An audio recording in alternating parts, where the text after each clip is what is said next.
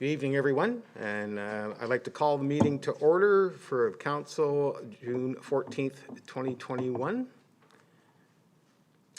First of all, you'll notice on the agenda, noted land acknowledgement, and I just want to let everyone know that we're currently working on some wording in regards to the proper land acknowledgement.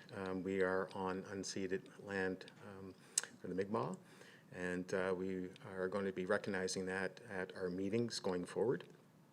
As well, in regards to truth and reconciliation, I want to let the public know that I'll be reaching out to Chief Knockwood, and we will be continuing to work to bring about some positive things in regards to our relationship with our Indigenous community. So next up, I have roll call. And we're continuing to do roll call because we do have folks social distancing in council chambers here, so we wanted the public to be aware of who is in attendance. So starting with Lori Bickford. And the Manager of Tourism Business Development, Ron Kelly-Spurls. Manager of Recreation Programs and Events, Matt Pride. Deputy Fire Chief Sean Finney. Senior Manager of Corporate Projects Kieran Miller. Assistant Treasurer Elizabeth Hartling. Treasurer Michael Beal. Assistant Clerk Becky Goodwin. Town Engineer Dwayne Acton. Clerk Donna Beal.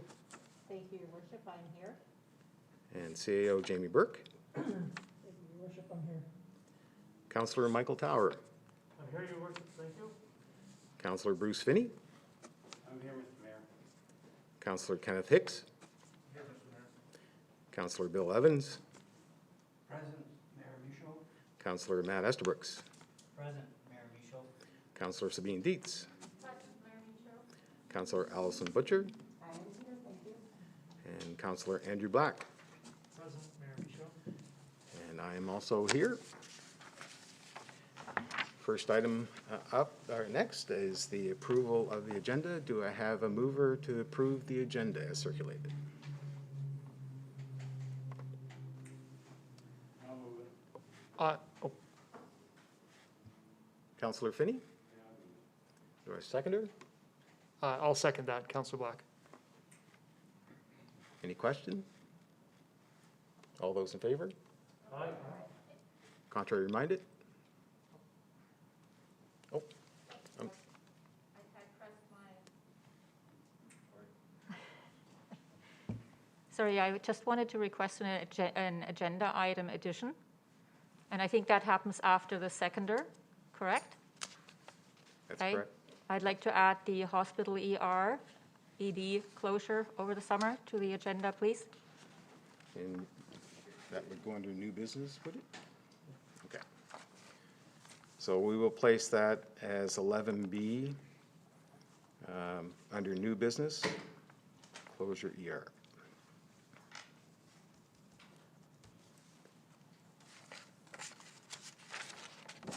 So is the mover and the seconder okay with that? Yes. Perfect. So I'll call for the question again. All those in favor? Aye. Contrary minded?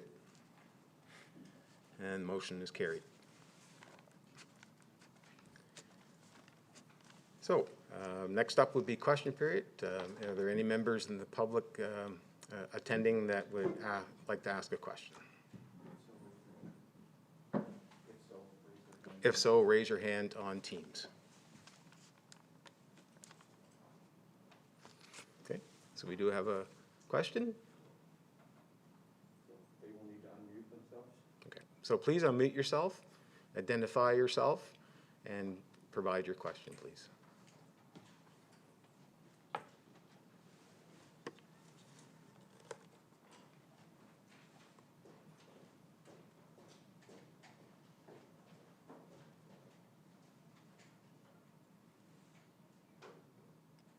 I can't.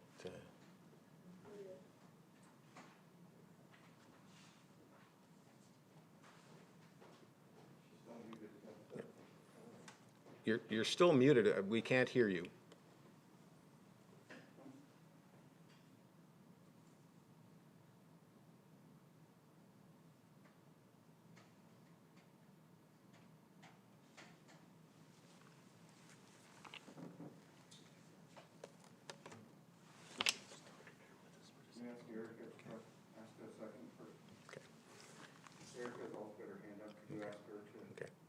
So we're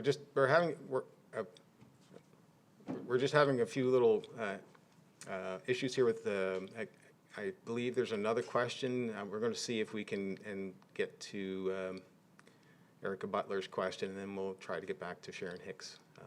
Erica, do you have a question?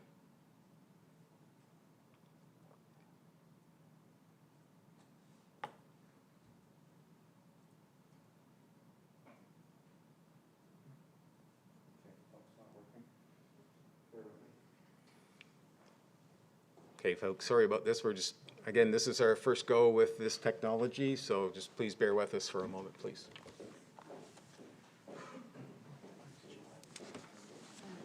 If we can't get the question to work, if they'd like to email them into the office, then we can put together this week and direct it to the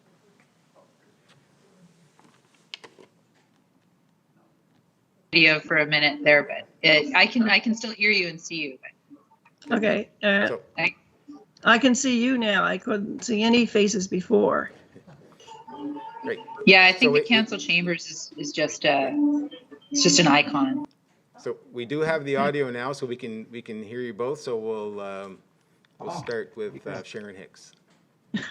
Okay, can you hear me this time? Yes. Perfect. Okay, this question is about the current federally provincially funded Chignecto Isthmus Flood Risk Study. Apparently they have a report due out anytime soon. The big concern for our area, of course, is the fact that flood risk for Sackville and Amherst were not included in the study. It was solely concerned with protecting the transportation corridor, meaning the Trans-Canada Highway and the rail line.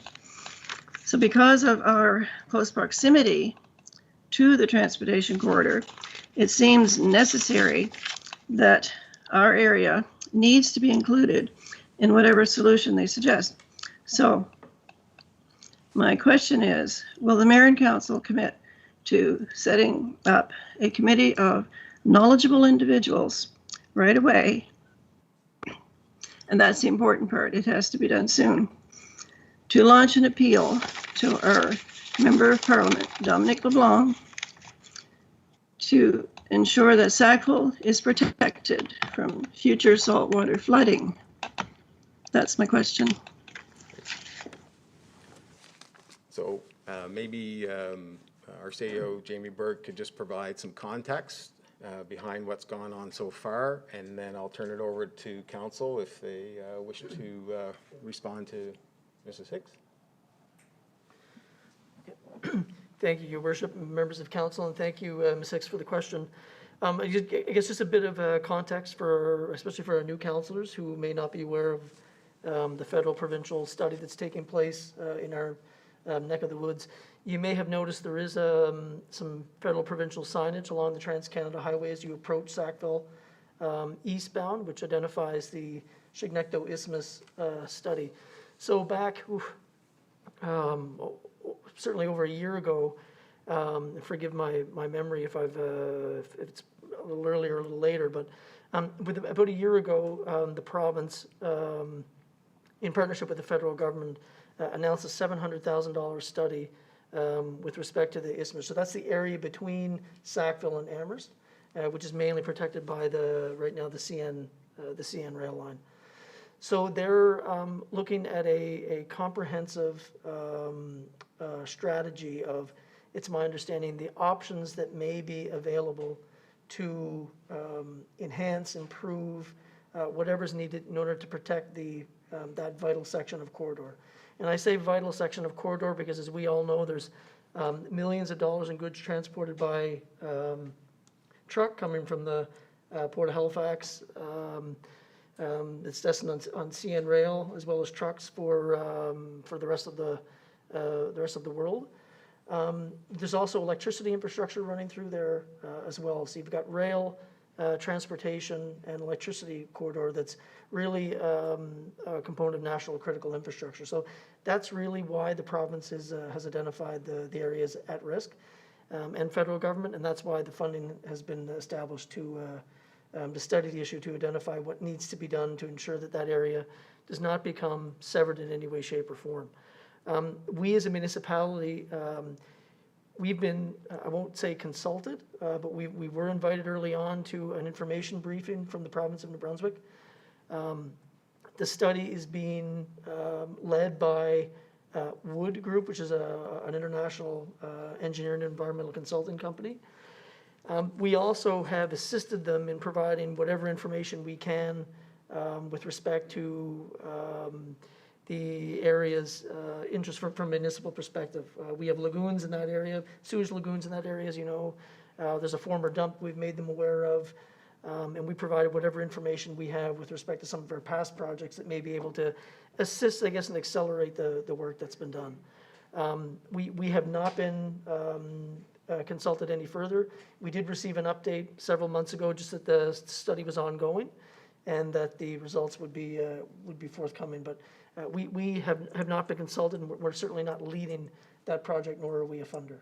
So, Your Worship, that would be the background context on the study.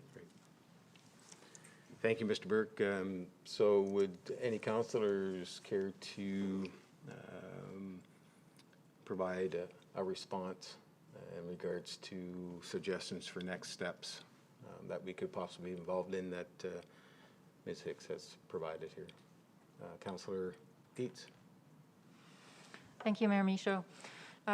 Just to follow up on what Mr. Burke was saying, I think in what Mrs. Hicks was asking, I think we should wait until the study is published, and my understanding is it may be another week or two. But I also think that council and mayor needs to be ready to study what we get and then respond appropriately. Because I agree with Mrs. Hicks, there is a risk that we as community will be excluded in the considerations, because that was not the intent of the study. The study intent was very different. But I think we should wait what comes out of the study first. And it'll take a bit of an effort to look through what comes and to evaluate how we best respond. And then I would also suggest we should, of course, get in contact with Amherst and make sure that our responses are coordinated with the town of Amherst. Thank you. Okay. Thank you. Anyone else? Councillor Evans. I will echo that and just say I listened to an interview with a number of people, including our CAO, and one of them was the engineer who's leading the project, and I'm just going to repeat what he said. He said that the study is to do exactly what the CAO told us it was to do. He said, but there's a collateral good. You can't very well protect the infrastructure without protecting Amherst and Sackville. And so he was trying to reassure people who were asking him that exact question. And he's essentially saying, wait till it comes out. I don't think you're going to be disappointed. So that was his response, and I'm sharing that information. But I agree with what else has been said. Thank you. Anyone else? Councillor Hicks. So I agree with everything what's been said, but I wonder with certain studies and whatnot, if certain parameters are put on them, are they only focused on certain parameters when there are communities that have concerns relating to this? And I wonder if we're able to at least have some type of voice at the table to say this is our concern and have that included within the parameters of the study that they're having done.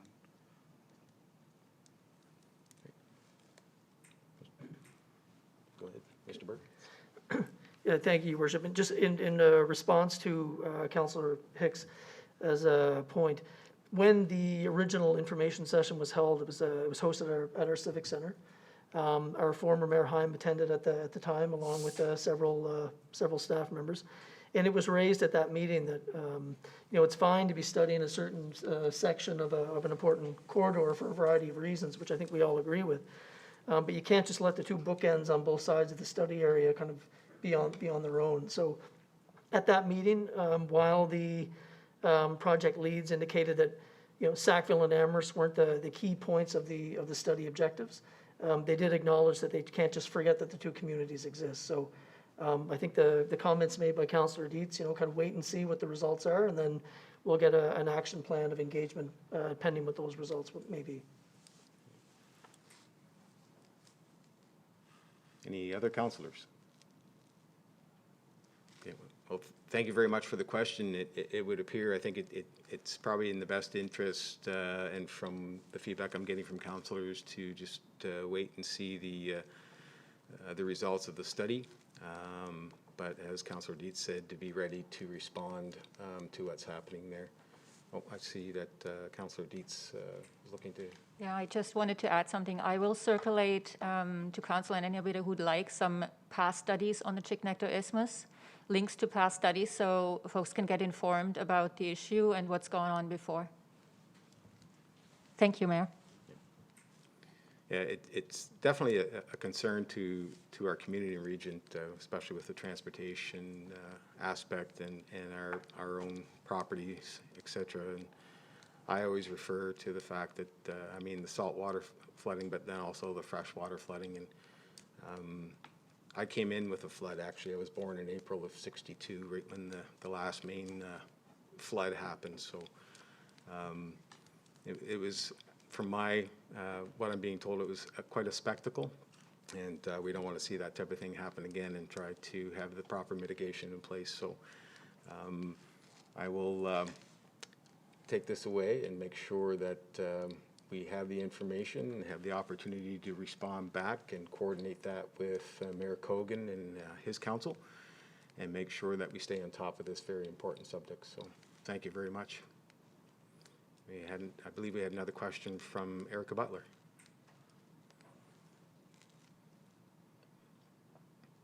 Hi there. No question for me. Sorry about that. Okay. Thank you very much. Any other questions? If not, we'll move on. So next up, disclosure of interest. Any disclosure of interest this evening from anyone? Seeing none, we'll move on to approval of minutes.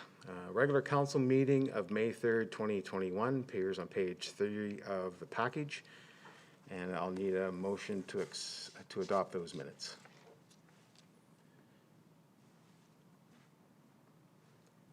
I'll go with Councillor Black, and secondary Councillor Evans. I'll move that motion. Okay. Perfect. Any question?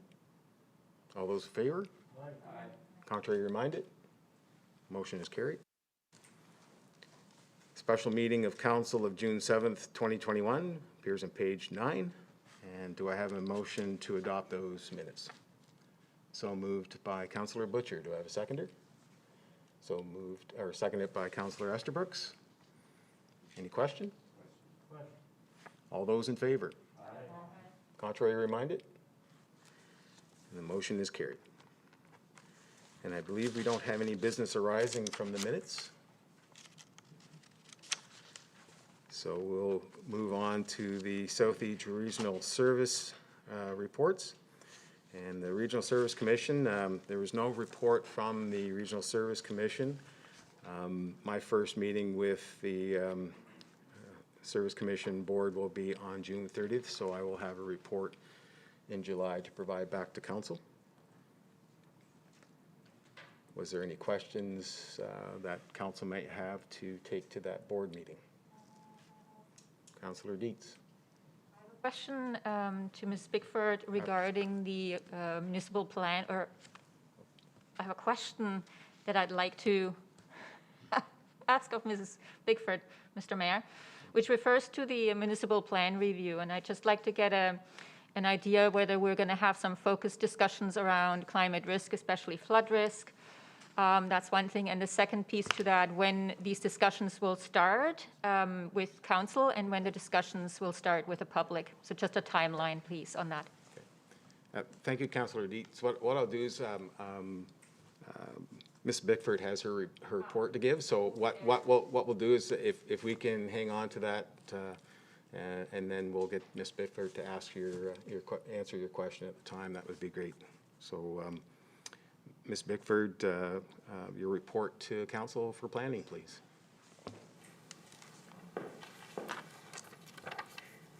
Thank you, Your Worship, members of council. It's nice to finally be back and see each other in person. So just to kind of start off, I generally start the report with the number of permits that we have issued. So in the month of May, there were 10 permits issued. This brings our year-to-date total to 22 permits for a total construction value of $1.9 million. Any members of council from the previous term would know that last year was a very slow year in Sackville as far as permitting went. So this time last year, there were only 5 permits issued with a total construction value of 332. So the numbers that you see now are more reflective of pre-pandemic years as far as construction. So the numbers, the 22 do include 4 new homes that were built in Sackville to date, or I shouldn't say built, have been started, as well as 2 institutional projects which help raise that construction value. So there is also a Southeast Planning Review and Adjustment Committee.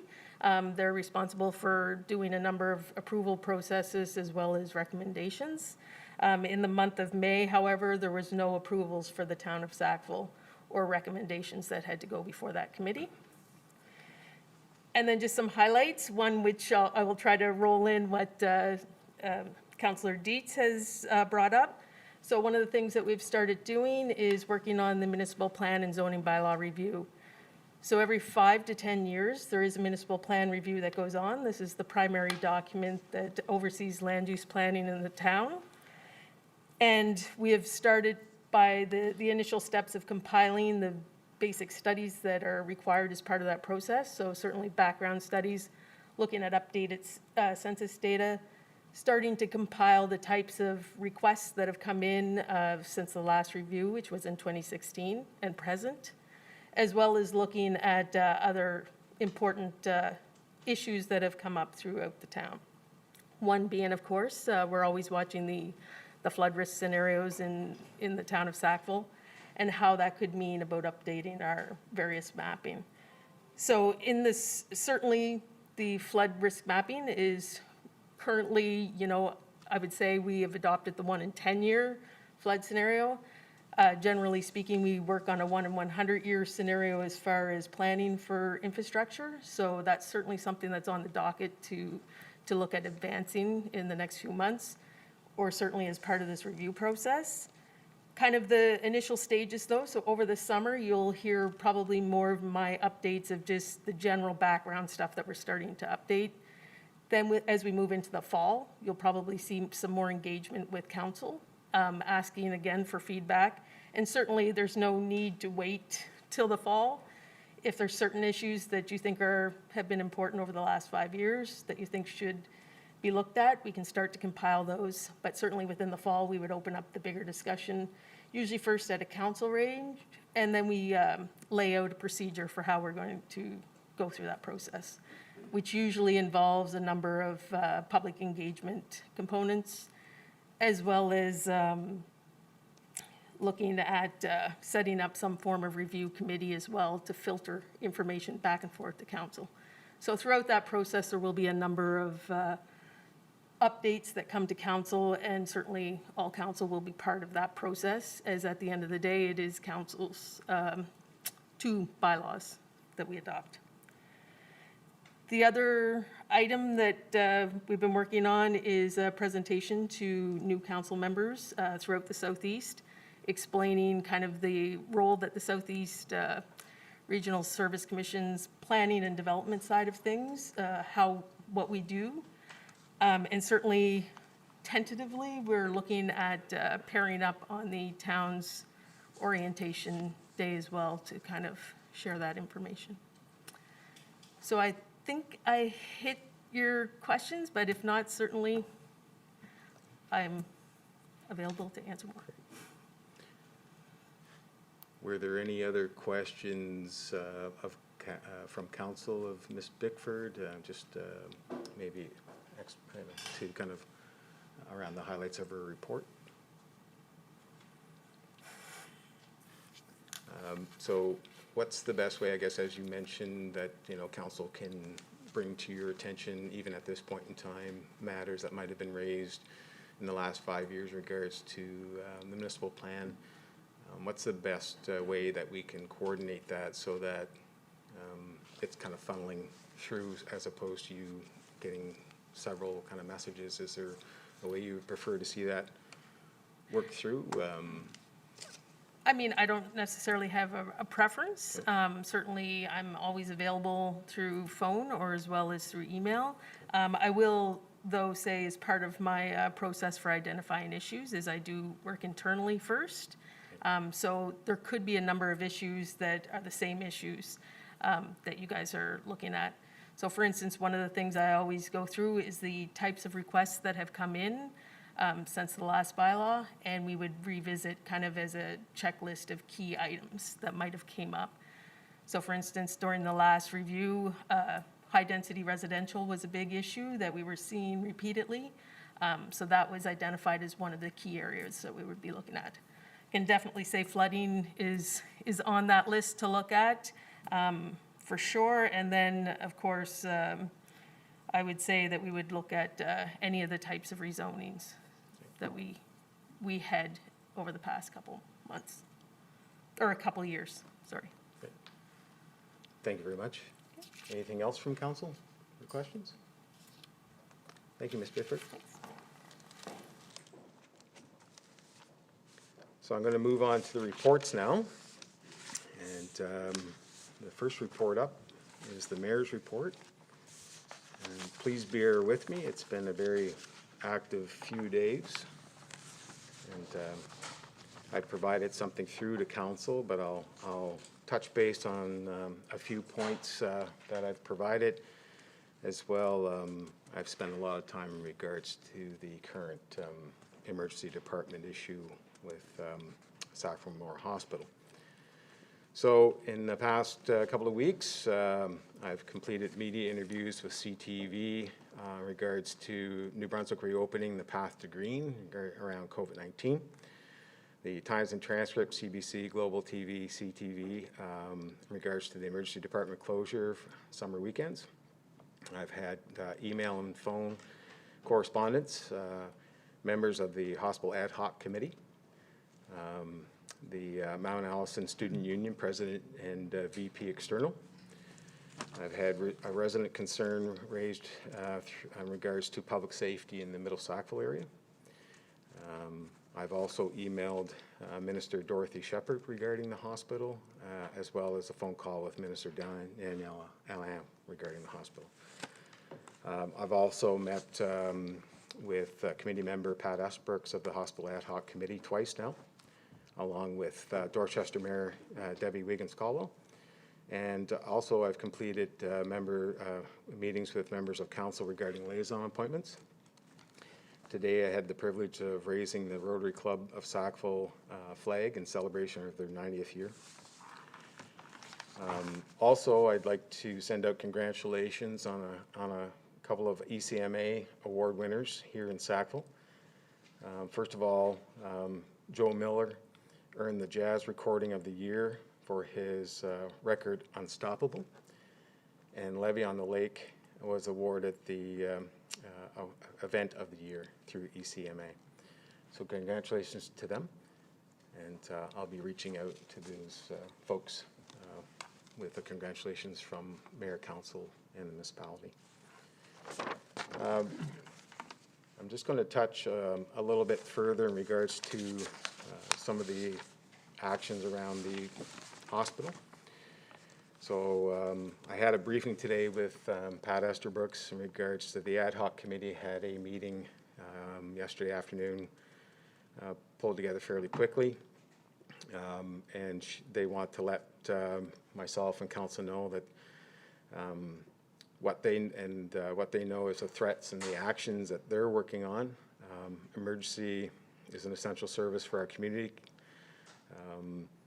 Downloading cost of doing services on residents will have to find transportation, etc. Horizon do not address if there is a plan presently in place or what outcome will be, will the end actually happen in August. They've talked about, being very disappointed in the decision from Horizon, and they have a fear that this will affect the Sackville Memorial Hospital Foundation's fundraising campaign for 2021. Some areas that they were looking for support from the municipality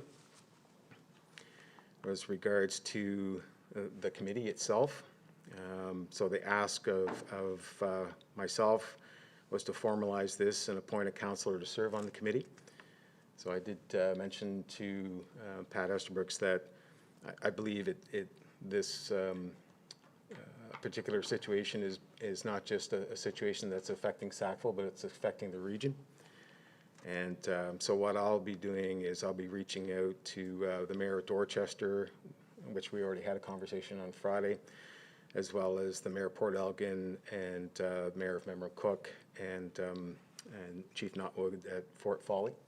I believe it's important that we meet to discuss how we see this formalizing and make a recommendation back as to appointments that might come from our particular councils or our communities. Another ask was for myself to make contact with the mayors of the 5 communities that were affected by the first announcement. That was 18 months ago. And just wanted to know if they've received any assurances about their emergency department or closure of their services. So I will be reaching out before the end of the week to the mayors of Sussex, Perth Andover, St. Anne de Kent, Caracat, and Grand Falls, and looking just to find out exactly where they currently sit in regards to their operations in their hospital. Also, one of the asks was for myself to write a letter to Minister Shepherd inquiring about the letter that was sent to her on May 4th regarding the Sackville-Tantramar vision for healthcare policy reform. So the letter I did send to the minister did include that component, and that there hadn't been a response back to the letter, which was signed by former Deputy Mayor Ron Aiken, with what their position, what the ad hoc committee's positions were in regards to healthcare in the region. I did receive late this afternoon a response back from the minister's office, and they've invited me to attend a virtual meeting on Thursday with the Minister Shepherd, Minister Alain, and to talk about the hospital. So I'll report back to council at that point in time in regards to what was gained through that meeting and what next steps are.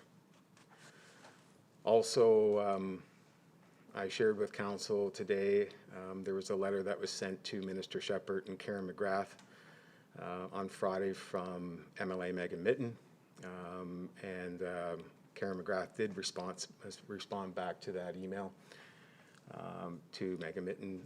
That email or that letter was directed to the MLA, so it's not up to myself or council to share that information publicly. However, there was a response, and I just want to let folks know that it has been responded to by Karen McGrath. And I'm just looking through to see if I might have missed anything.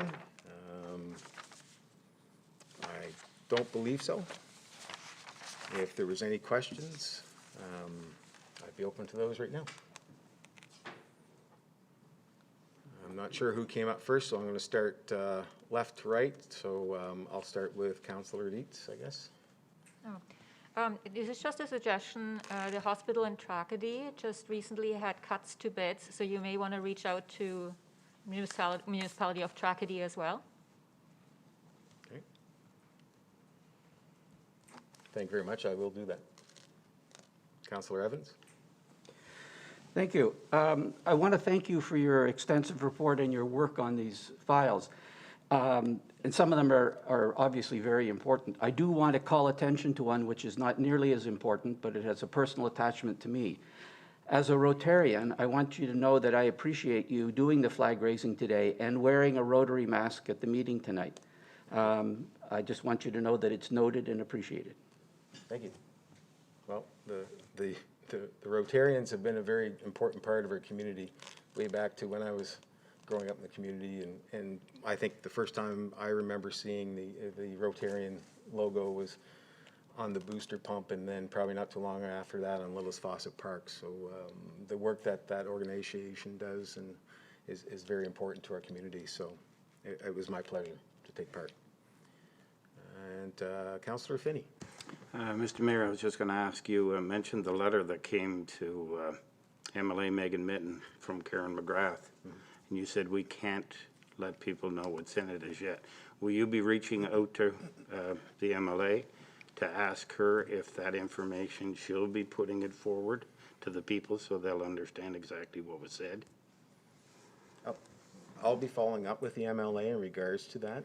It was copied to me as the Mayor of Sackville for information purposes, and the communication was between the MLA and the Minister, and I respect that that mechanism, and I just wanted to make Council aware that there was a response back, but I will be following up as we proceed with this to ensure that we are all on the same page and have an understanding of what work has to be done. And I think it's important that the initiatives that this ad hoc committee are doing, that we're supportive of that. And I wouldn't want to see council take their kind of own direction in regards to, unless it's something that maybe the municipality can do to help enhance, whether it's, you know, maybe the municipality becomes part of the solution for recruitment and actually gets involved with becoming part of that if we're asked to. Or maybe it's the fact that we become a sponsor to anybody that's looking to get into the medical profession that would agree to remain here in Sackville after they've completed their training for a matter of years. Because that seems to be a big part of the issue that I'm hearing about right now is recruitment and retaining staff. So, but no, thanks for that, Councillor Finney. I will be following up. I just feel that it's important where this communication was at a different level, and for information purposes, just to myself, I want to keep it at that level. Thank you. Anything else from Council? Councillor Dietz? Yeah, just for clarity, the letter was addressed to us as well, Mayor Michaud. No. It says Town Council on it. I believe, I don't have the letter in front of me, but the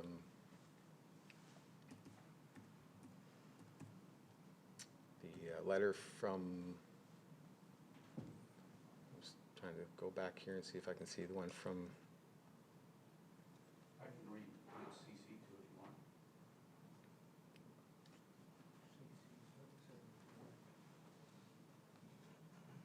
no, the letter that came back from Horizon Healthcare from Karen McGrath was addressed to Ms. Megan Mitten, MLA, Member Cook Tantramar, Office of the Green Party Caucus, Legislative Assembly of New Brunswick. And it was CC'd to myself and Town Council, so that's why I shared it with Town Council, Fort Folly Chief Rebecca Knockwood, and Dorchester Mayor Debbie Wiggins-Caldwell.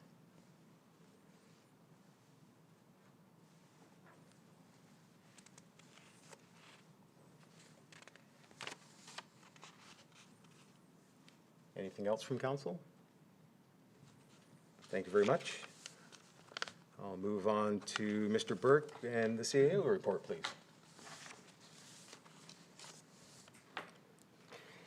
Thank you, Your Worship, and members of council. It's further to, I guess, Ms. Bickford broke my thunder when she said how exciting it was for everybody to be back in council chambers. And I can tell you, not just from my own perspective, but from my fellow staff members, that this is an exciting night after well over a year of virtual meetings. And while we're still doing a bit of a hybrid model here tonight, we look very forward to getting back to our regular business. And certainly want to thank for the patience for all those on the line tonight. We're, as Worship said earlier, we're testing a new piece of technology that's allowed us to be in council chambers, but to still participate with the question period. So If we continue as planned on our path to green and as vaccinations rolled out, we're looking forward to being back in council chambers as we were pre-pandemic. So this is actually my first regular council meeting in the CAO chair after being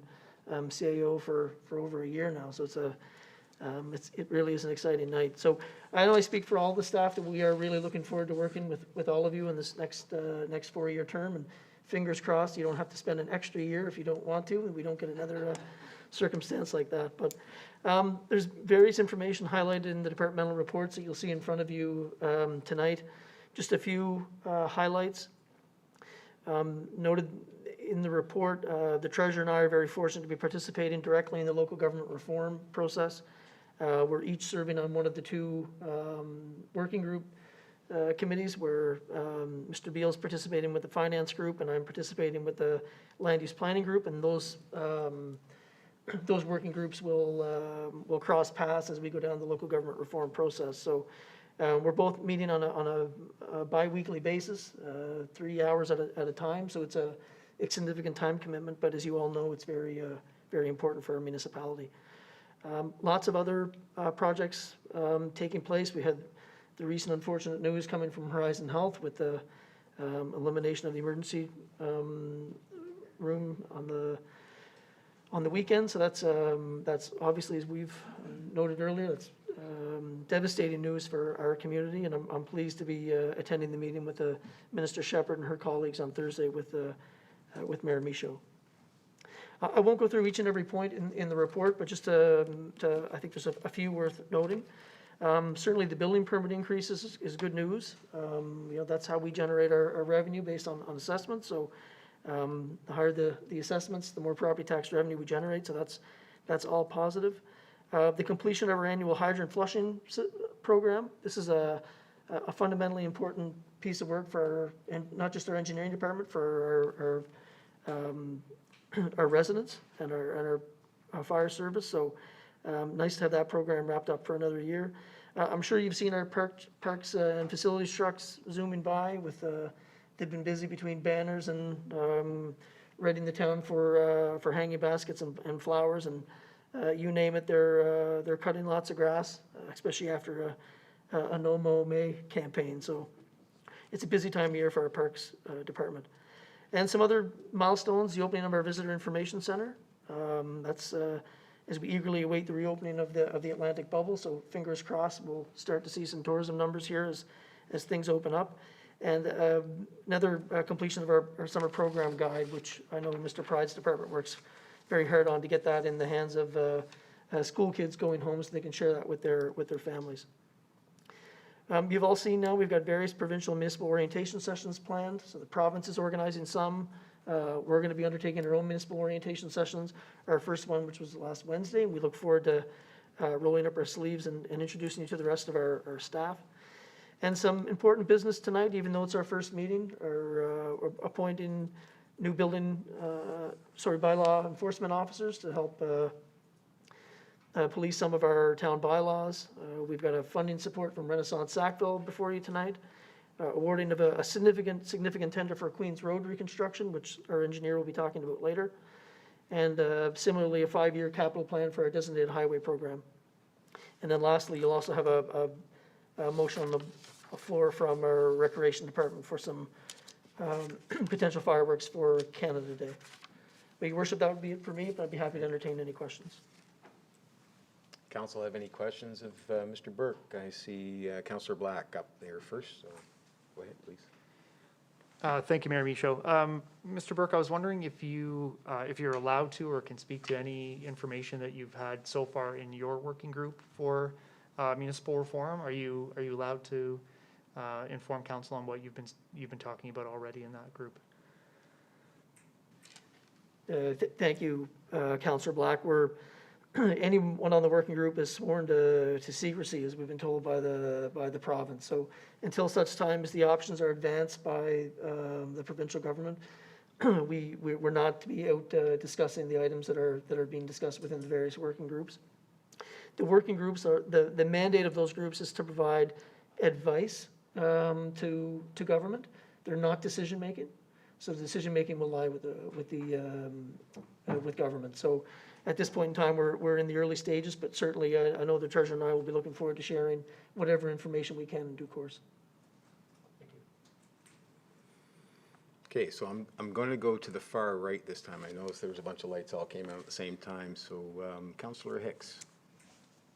Yes, thank you, Mayor Michaud. I'm just wondering about the vaccination center not scheduled to be open for the month of June. Is there a reason for that, or is the residents of Sackville are now fully vaccinated, or I'm just a little surprised the month of June vaccination clinic's not open. Yeah, thank you, Councillor Hicks. Certainly echo your, your concerns. It's certainly been a concern for myself and some of our staff. We've worked very diligently to get, Vitalité to get the vaccination center open in the very beginning. What we've been told is that they're centralizing the vaccination distribution in bigger centers like the city of Moncton as our closest neighbor. It's also our understanding that vaccine appointments were down, so not all of the spaces were being filled, which, as you know, once you have the extra doses, the doses need to be used, and that puts them into a bit of a scrambling perspective to be able to get those into arms. So I don't believe, I know Mr. Acton's been working closely with Vitalité. I don't know at the moment if we have any additional vaccination clinics scheduled, but I do know that they've pulled out on several for June. But Your Worship, Councillor Hicks, if it's okay, I'd turn it over to Mr. Acton, and he can perhaps comment on his latest discussions with Vitalité. Thank you, Mr. Burke and Mr. Hicks. I did have correspondence on the weekend, excuse me, and responded back to them this morning. They were looking for 2 dates in July, and we confirmed that we are good to go for 2 dates in July. So I can tell you there are 2 scheduled dates in July, 14th and the 28th, that are seem to be a go. As far as June go, I echo the CAO. They just indicated the numbers weren't there. But as we all aware, they opened it up to second doses. So they're expecting, as a result of that there would be more people to sign up. So all I can say is please sign up for the ones in Sackville. And if those are full, hopefully they'll open up more. But we're definitely prepared, as the town of Sackville and the Civic Center is prepared to handle as many clinics as they can do. So that's what I can add at this time. Thank you. Councillor Evans. Thank you. I have 2 points I want to make, but I'm going to start off by echoing what the engineer just said. We should use our bully pulpit to encourage people to get vaccinated. The reasons that we're down, I was told by somebody who worked there, is it was half the appointments were unfilled. And so we're not fully vaccinated. It protects all of us. We have a responsibility to do this, and I strongly encourage anyone who's not vaccinated to get vaccinated. It's important for all of us, for the health of the community. The 2 points, and I have one that is, I have to disagree with the CEO, so I'm going to put that one last. The first point I want to make is these orientation sessions, we've had one so far, and it was great, and I wish that I had it 9 years ago. So I'm looking forward to this. It's useful for people, even ones who've been on council for a while, and it's a great way to do stuff together, and I want to sing the praises of this. The complaint I have is the CAO said that he and the treasurer were fortunate to be on these local governance reform group. They're not fortunate in the sense lucky, because it's hard work, but also they didn't get appointed because they were lucky. They got appointed because they were good. This is the province who's taking this very seriously, and they're trying to reform something. This is a very difficult task, and they're picking people that they think are in the best position to advise them, and they picked our CAO and our treasurer. And I want you to know, and the treasurer, that I noticed this, and I'm grateful for this, because the same way I'm grateful for your service on an ongoing basis. So it's not fortunate. This is recognition of merit, and congratulations. Councillor Dietz. Yeah, thanks, Councillor Evans, for bringing this up, but I echo that. I think the province would not have appointed you two to those working groups. So it's a nice segue back to the local governance reform, because I know this is going to be on our minds and our work plan for the next year at least, if not longer. Well, likely longer, likely a lot longer. So I just want to, you mentioned September as the working group's wrapping up. Is that sounds like a really tight timeline. So I'm just wondering, I mean, whether we we have to really get onto this more and learn more and be aware and then be ready for what may happen already in the fall.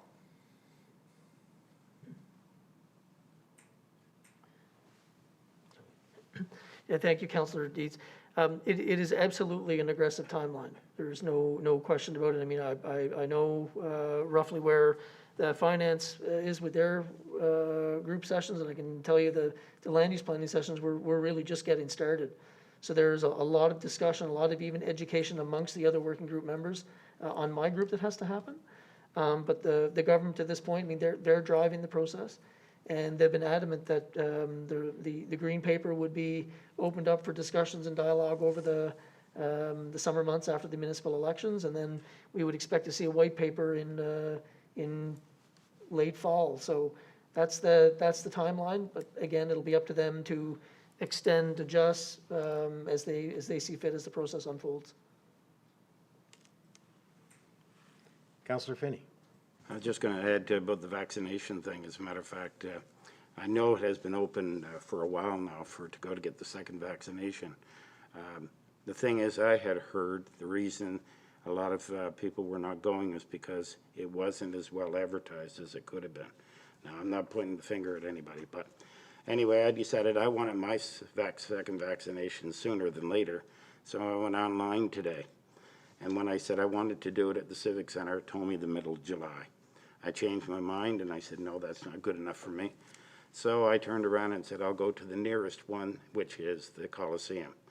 I have an appointment on Thursday at 11:40.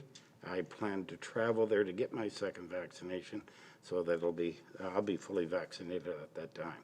So I'm recommending if, for instance, you haven't got your second one, instead of waiting till the middle of the month of July, do it now, as a matter of fact.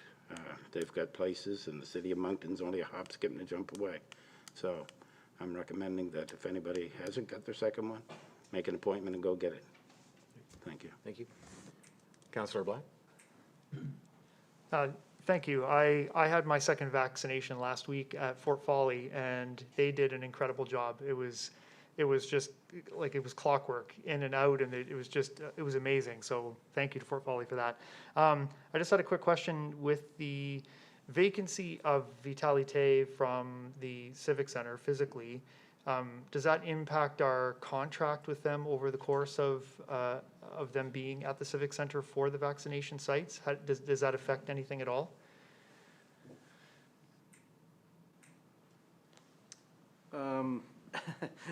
No, they committed, I think, up till September, so they're being charged for the facility as originally planned and agreed upon.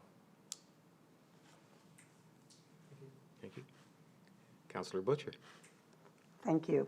I just have to comment that they say that the numbers were down. Perhaps we're reaching, I heard, that our community is at over 75% now for first vaccinations. But I find it extremely frustrating that they would forecast that numbers would be down for June when there are so many people who got their first vaccination long enough ago that they should be ready for getting their second vaccine. So like Councillor Finney wanted his, but he can't get it in our community because they're not giving them for another 5 weeks. Like, that's very frustrating.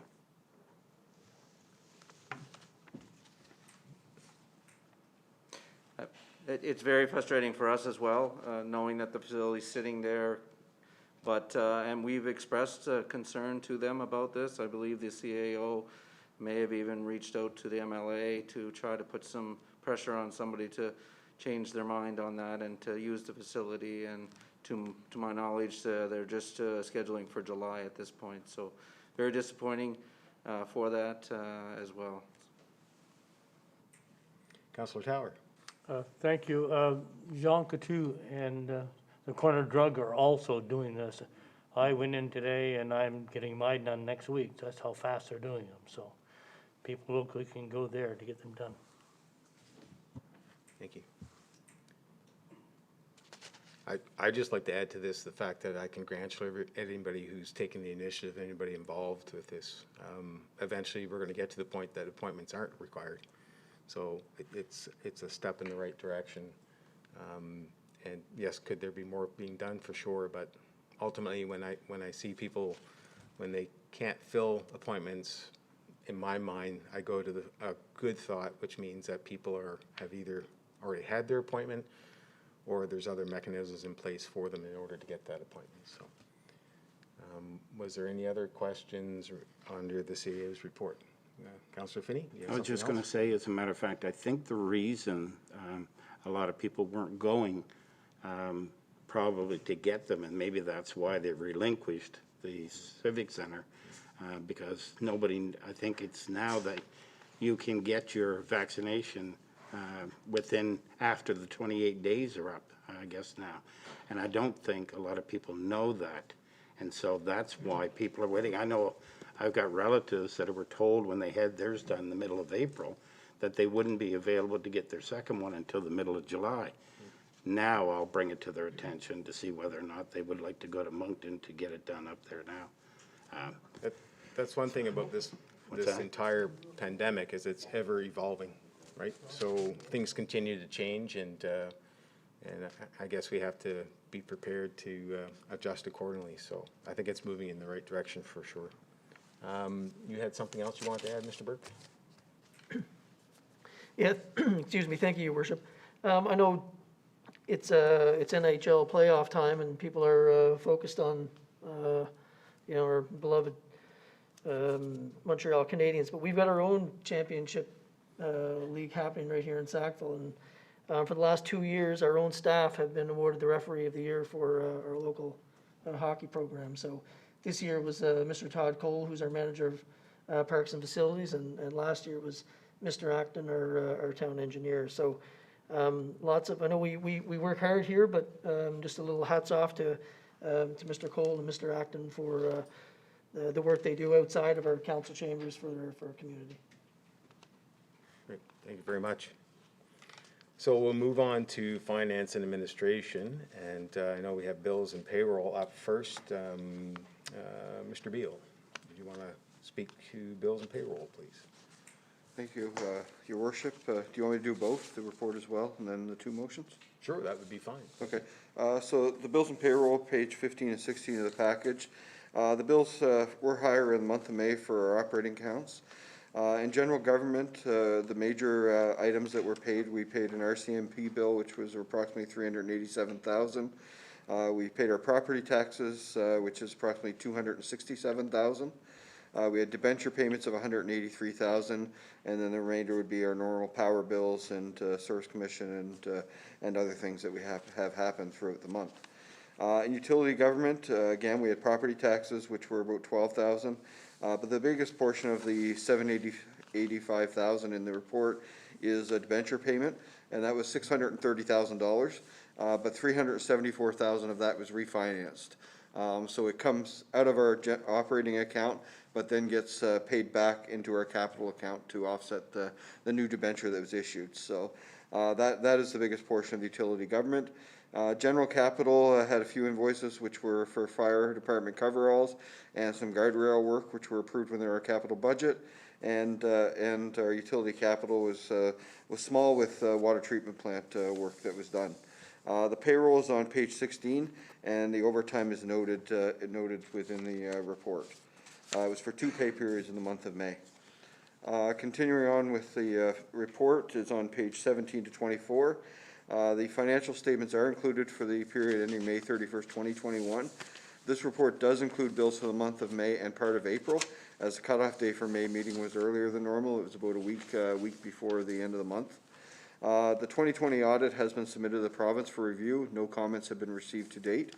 I do expect that we will receive comments. We usually do, but if no comments, then everything was good and in order.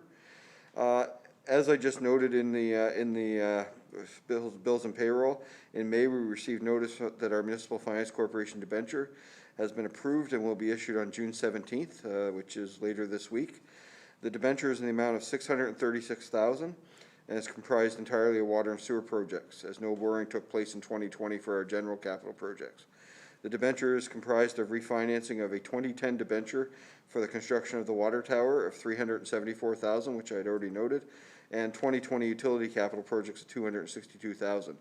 Borrowing for all these items were either 5 or 10 years, and our interest rates range from 0.3% to 2.3% per year, and an average yield on the debenture is 1.37%. Interest rates are extremely low right now. Will they be that way in the future? It is unlikely, but right now we are getting good rates on interest for borrowing. Water bills were due for the period January to March on May 20th. This month we will be undertaking another review of our outstanding water and sewer accounts and issuing shut-off notices to those with large balances. But again, we will work with everybody where we're still in the pandemic to get these bills paid up or to make arrangements to pay. Dog tags continue to be on sale for 2021. Reminder notices have been sent out to those who had dog tags in the past and who have yet to register. Later in the summer, those that have continued to not register their dogs will be sent a letter with a ticket from our bylaw officer. The bylaw enforcement and animal control reports for May are included, and as earlier noted, we have completed the hiring of our bylaw students, and we'd like to welcome Ian Cadman, Gabrielle Simmons, and Kelsey White to the town. Motion appointing them for enforcement purposes will be presented this evening, and all 3 students come from Oltons College Policing and Correction, as we have done in the past. So they did start this weekend. They started last week with 3 days of training, and then they were out and about a little bit this weekend. But moving into this week, by midweek, we will see coverage from the students from 11 a.m. till 7:30 a.m. the next day, 7 days a week, and then we do still have our bylaw enforcement officer. So we're nearly 24-hour coverage through the summer, pending, of course, where we're still in COVID. If they have any symptoms, they have to stay home. So there may be shifts missed and things like that. But we hope to have good, significant coverage this summer, unlike what we had last year. If there's any questions, I can answer them. Any questions for Mr. Beal from council? Okay, so there are a couple of motions that are required this evening, and we'll put that on the floor to council. Who'd like to make the motions? Councillor Evans? I'd be happy to. I move that council accept the bills and payroll for the month of May 2021 as follows. General government, $1,113,901.48. General capital, $39,955.72. Utility government, $784,906.32, and utility capital, $127.78. And finally, salaries, $213,280.98. And is there a seconder? Councillor Black, second. So you've heard the motion. Any questions? All those in favor? Aye. Contrary reminded? Motion is carried. Councillor Evans. I'll do it again unless somebody else wants to. I move that whereas council has adopted various bylaws and whereas the municipality wishes to ensure the proper enforcement of its bylaws by appointing an appropriate person to such position, now therefore be it resolved that the following person is hereby authorized, designated, and appointed to act for and on council's behalf in order to properly enforce all of the municipality's bylaws pursuant to the municipality's authority outlined below. Ian Cadman, Gabrielle Simmons, Kelsey White, effective June 14th, 2021. Be it further resolved that the above noted authorization, designation, and appointment is subject to the following. Sections 133, 134, 135, and 136 of the Community Planning Act, in order to enter upon property, issue orders, seek orders from the Court of Queen's Bench, and commence proceedings in provincial court. Sections 10, 11, 12, 13, 14, 15, 16, 17, 18, 19, 20, 72, 80, 128, 129, 130, 131, 132, 133, 135, 139, 144, 150, 151, 153, and 195 of the Local Governance Act in order to serve tickets, commence proceedings in provincial court, enter upon property, and issue notices for dangerous or unsightly premises. And Section 14 of the Police Act in order to serve tickets and properly execute their role as a bylaw enforcement officer. Be it further resolved that the above noted authorization, designated, and appointment shall continue until the person ceases to be employed by the municipality or until the appointment is limited or rescinded by council. Do I have a seconder? Seconder by Councillor Dietz. Any question? All those in favor? Aye. Contrary minded? The motion is carried. On to our next report, and that would be Tourism and Business Development, page 25 of the package. Mr. Ron Kelly Spurls. Thank you, Your Worship, members of council. We had a relatively busy month in the month of May as we returned to operating the Visitor Information Center and bring on our summer students. Our business development intern, Sarah Reeder, began work on May the 17th. This is a new position that we've added to try to add some extra services for our local businesses. She's reviewed several of our strategic plans and come up with a busy work plan of activities over the summer. And in fact, tomorrow evening, she's doing a workshop on marketing that still has positions available. So if anybody's interested, they can contact Sarah at bdintern@sackville.com, or they can also look on our Sackville website. It's also there, information about the workshop. Our 2021 Waterfall Park Artist in Residence, Camilla Lindquist, will be presenting 2 workshops for young people involving making birds out of paper mache and learning about different birds of the area and painting them as well. Painting the paper mache birds, not the real birds. And those workshops will be held on June the 27th. Information about that is on sackville.com/programs. And we're really pleased to have Kamaya back or have her here as our Waterfall Park Artist in Residence. She was scheduled to do that last year, but unfortunately, of course, we had to postpone it to this year. I was pleased to attend a presentation by the province on their new tourism routes. That gave us a kind of a sneak peek.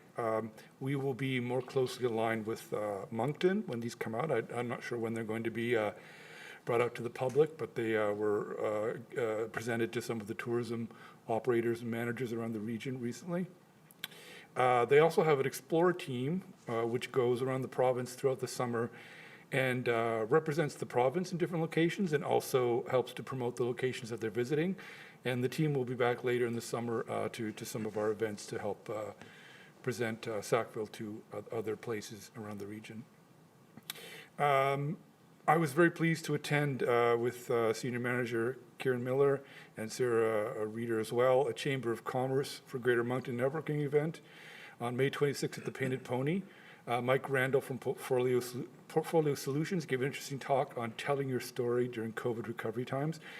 And literally everybody that was there was a crowd of about probably 25 people. It was amazing how nice it was to be in a room of people and to be actually doing something physically in person. So we're really excited about doing that going forward, obviously. As I mentioned, the Visitor Center opened on May 20th. It's been very slow to date, but we're anticipating it will pick up when the Atlantic bubble comes into effect. And the Craft Gallery had moved their opening date. Usually they open with us at the Visitor Center at the same time. They moved their opening date a couple of times because of COVID-related things, but they are now settled on opening on July the 1st, which we're very pleased to have them as tenants and neighbors at the Visitor Center. And the final thing I wanted to mention was, as you're aware, there was a motion coming forward from Renaissance Sackville to fund the Black Duck Cafe for $4,000. And that work is to create a backyard seating area in their garden to provide more capacity and an improved experience for their customers. They're asking for financial assistance for the work, which includes a staircase for customers to enter, a retaining wall, pergola, which will provide shade and a plant trellis, and a robust outdoor patio seating. If the motion related to this, the town is approved, the town will forward $4,000 to Renaissance Sackville, and they will reimburse the Black Duck for expenses related to the work above when it is completed. I would be happy to answer any more questions or provide some more information when the motion is presented if council would like. And I believe that's into my report. I'd be happy to take any questions. Thank you. Thank you, Mr. Kelly-Spurls. I know that there were some questions raised, so just for clarity, just want to make sure that, you know, if you have questions regarding the work of Renaissance Sackville and their makeup and that type of thing, this would be the time for that question. If you have questions in particular in regards to the motion for the funding, then those would come once the motion is presented. So are there any questions on the report from Tourism Business Development from Council? Councillor Dietz. Yes, Mr. Mayor, thank you. I'd just like to get a little bit of clarity on the role of Renaissance in our town. So if Mr. Kelly-Spurls could explain a little bit of background and how come we're funding business and organizations, so just a little bit of background so we're clear where this is coming from. Thank you, Councillor. Certainly, I'd be glad to hopefully provide some useful context. Renaissance has been around since 1994, and their vision is that Sackville will be a vibrant, economically and environmentally responsible, aesthetically pleasing, caring, friendly, and gracious community. So this hasn't changed since they started. This is still their vision. They have done, as I'm sure anybody who has been around Sackville for any period of time is aware, they have done a broad number of projects. They originally, for many years, were funded $50,000 by the town, and they allocated part of that to operational funding, and then they gave out part of it to grants for community projects. And there were all sorts of community projects. There's a large list of them on their website, but they were anything from the Tantramar Food Pantry, Tantramar High School Food Pantry, to helping out businesses start, and they helped a number of local organizations start, including Tantramar Heritage Trust. In 2016, council was, one of the decisions we were talking about was how we could better support businesses. And also Renaissance was having, they seemed to have kind of slowed down in their operations. So it was a combination of things that we council decided to request that Renaissance give out half of their grants related to economic development initiatives. And also, because of some budget issues as well, the grant that the town gave to Renaissance was reduced to $25,000. So that grant is considered annually. So every year when we do our budgeting in the fall, we decide whether we're going to give a grant to Renaissance or not. And that's been the model since 2016. So half of their $25,000, the intention is, or at least half of the grant money that they have available after operating expenses, that half of it would be given towards economic development projects. It was also decided around that time and moving forward that rather than giving Renaissance the full amount of their potential budget, that each item would be, that they would carefully examine the items with their board. They would examine people who applied for money from them, and then they would make recommendations, which would then come to council for final approval. So that's how we are where we are now, that the Black Duck applied to Renaissance for funding for this project. The Renaissance board looked at it and carefully assessed it and decided that it was worthy of funding. And so now they have recommended to us, to the council, give them funding for that project.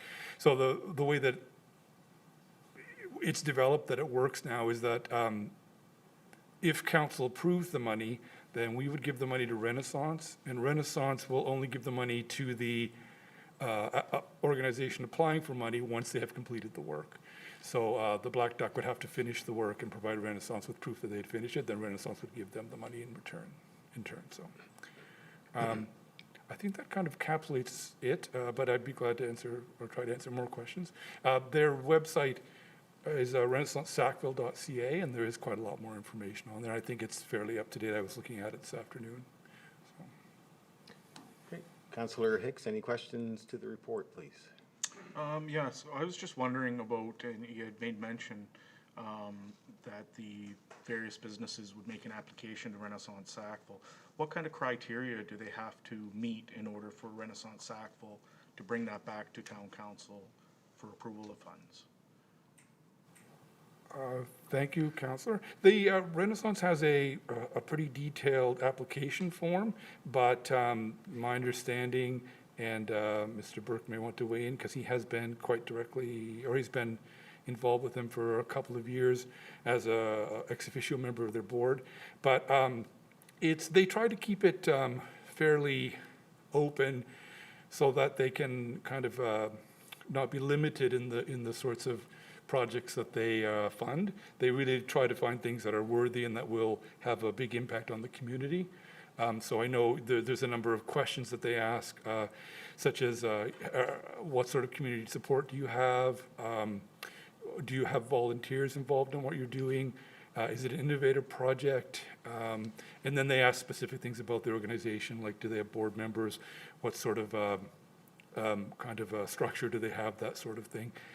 And how does the project improve the quality of life in the community? So I'm not sure if Mr. Burke would like to add anything.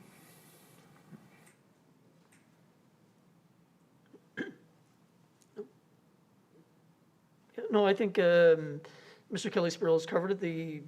As Mr. Kelly-Spurl has indicated, the criteria for receiving Renaissance rewards, it's always been fairly open and wide-ranging so that they can kind of capitalize on assisting nonprofit activities, as well as most recently, as Mr. Kelly-Spurl indicated in 2016, focusing more on the entrepreneurial side of things. So they do have a very loose set of criteria listed on their website, but the idea is that they're open, flexible, and are in a position to respond fairly quickly for modest amounts of seed funding for groups and organizations.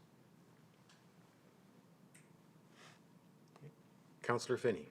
I was just going to say, I was wondering, since we have some new councillors and they're not familiar with actually Renaissance, I was wondering if we could put this off till next month until they have a chance to look through some of the guidelines that they use in order to approve grants and stuff.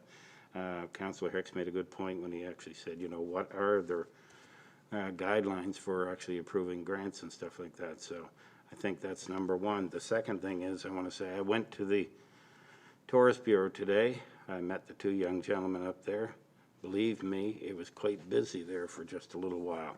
So it's starting to pick up, and people are inquiring as to when the, what do they call it, the store where you can buy all the arts and stuff, and people were excited about that. And so it's starting to pick up, and I was quite impressed with the two young men that are working there too. So everything looks good right now. Thank you. Thank you, Councillor Finney. Councillor Evans. Thank you. The Renaissance, it's existed, it's mandated, and what it's done it has changed over time, and it's, as has already been said, one of the things that it does, or one of the aspects of what it does is sort of oddball, creative, special, unique sort of funding, and they've funded a lot of special things, and it can be sort of hit and miss, but I kind of like that. I mean, if we're going to be a different kind of small town, we have to have an element of that kind of stuff in it.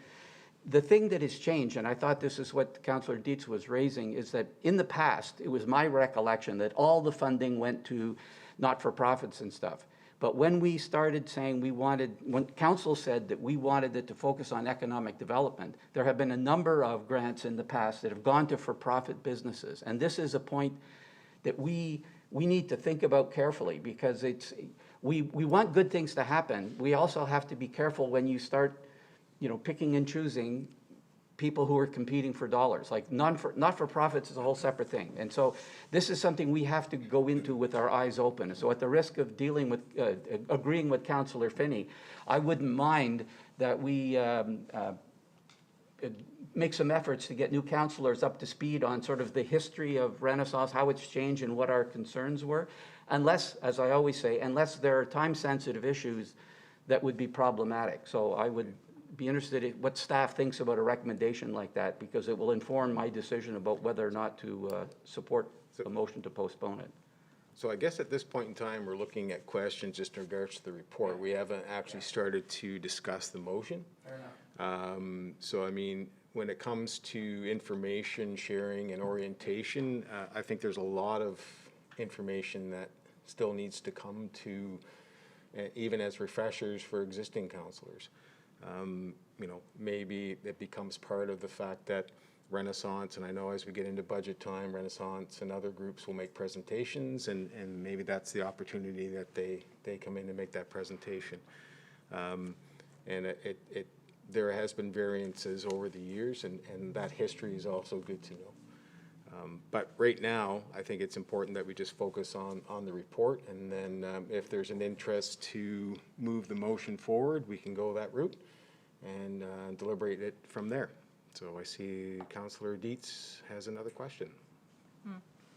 And this might sound sly, Mr. Mayor, but we all can go online and check the Renaissance website. But anyway, on another note, what I'd just like to ask is, because there have been a lot of grants, like has been pointed out over the years, and in 1 year, how many grant requests come through the Renaissance Sackville organization to the town? And that's just because I really literally don't know. Do you have that information, Mr. I don't have like an actual number, but I just from my recollection of last year and the year before, I'm thinking it's 4 or 5, but I wouldn't want to, it's not a huge number. I also believe that most of the applications that go through Renaissance Sackville do get funded in some way. Not everything, obviously, but I can check that and provide a detailed number for you for sure. Thank you. Yeah, if you could get that information back, that would be great. Thanks very much. Councillor Tower, you have a question? Yes, Ron, Mr. Swirls, the setup that they're going to be doing at the Black Duck is because something is going to be left up year-round for future business? I believe it's going to be open during the summer, yes, but it is something that they're looking to set up to be a permanent summer thing. And I was just looking at it, the question was sort of raised earlier, whether it was time sensitive, and they do note in their application that they would like to be able to move forward with this as soon as possible so they can have seating this summer. And as we all know, it's quite urgent for businesses to be able to expand their capacity if they can, so. Thank you very much. The only question actually I had was I'm curious as to the number and the turnout for the chamber event that happened at the Paint a Pony. I know that there were some struggles at first to get folks to sign up for the Sackville chapter, I guess, of the Moncton Chamber, and I'm just kind of wondering how that turnout was and how things are progressing with the chamber here in Sackville. Thank you, Your Worship. I think we had about 20 people, but again, I will find the definite number and send it to you. It was a very good event. It was, we didn't have, it was a mixture of some business people, and then there were some university students as well who came from an entrepreneurial class. So there was quite a nice energy of the university students who were just starting out in their career and some of the business people from town. So I think the chamber was satisfied with it. They would have liked to have seen more people out, but it's potentially, it's everybody's busy with their businesses, so it's hard sometimes for them to get out and do things. But the chamber has indicated that they're going to be, coming back and doing more events. And hopefully the idea is that people will see that the chamber is doing things and active in town, and more businesses want to join. So, thank you. So we do have the one motion under tourism and business development. Do I have a councillor that's prepared to bring that motion to the floor? Councillor Tower. Okay, I move that council authorize a transfer of $4,000 to Renaissance Sackville from the town of Sackville's 2021 operational budget for the purpose of supporting the application of the Black Duck. Do I have a seconder? Seconded by Councillor Dietz. Any questions under the motion? No questions? All those in favor? Contrary reminded? Nay. We have, please note, one nay vote. Councillor Finney? Motion is carried. Thank you very much, Mr. Kelly-Spurls. We'll move on to public properties and facilities, and the report appears on page 27. And Mr. Acton, please. Thank you, Your Worship, members of council. Public Works, we're busy, been busy doing a lot of things, so I'll just touch on some of those, hopefully. We completed some storm work on Bridge Street. We had some manholes and storm system that was failed. The project turned into a little bit bigger because there was a house property being developed right beside, so it kind of looks like there's two projects going on there at once. But we still got some landscaping to do and some curb and gutter work because as Ms. Bickford had mentioned, there's several housing starts that created some work for Public Works, such as driveway culverts, water and sewer installations for new water and sewer for those facilities, and that's what took place on Bridge Street. We had new water and sewer to be installed there. So therefore, we've got some curb and gutter to do in conjunction with that storm sewer system. So that's what's going on Bridge Street for those who have seen some gravel across the road there, and we'll be getting that patched hopefully very soon. The street sweeper goes out whenever we can to keep the streets and gutters clean. Again, I mentioned driveway culverts. Most of the houses that are being built require a driveway culvert to get started, and we did a lot of those culvert installations, as well as the water and sewer that I just mentioned for those new housing starts. Public Works has also been busy in May putting bike racks out and park benches and kiosks all around downtown. So that's as well as 3-stream garbage receptacles. You may see some new receptacles up by the high school and on York Street and various locations. We're trying to get 3-stream everywheres, and as you may see some of the old style single cattail garbage receptacles there, we're trying to change them out, and of course they take more room, so we're adding some concrete pads in certain locations around town to get those 3-stream out, and we'll continue to do that over the next few years until we've got all of the garbage receptacles around town switched to 3-stream. Again, May is a month where we do a lot of the repairs from snow removal and some of the lawns and areas near the sidewalks that have been tore up. So they've been busy repairing those, and we'll continue to do those until they're done. The mechanics, again, continue to keep our equipment operational and running.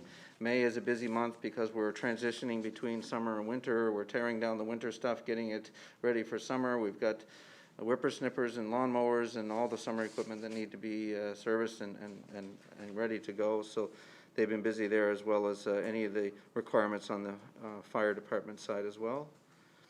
Utility department, as I believe the CAO mentioned, we completed our unidirectional flushing program the end of the last 2 weeks in May, and they'll transition now to private fire hydrants where they'll flush and service those. So again, it's a big deal. The flushing program is a big deal for our water distribution system to try to get, and I must say, we've had a few incidents throughout the winter, and our system needed a really good cleaning, and it was a timely matter, and hopefully we've cleaned the system as best we can during the flushing program.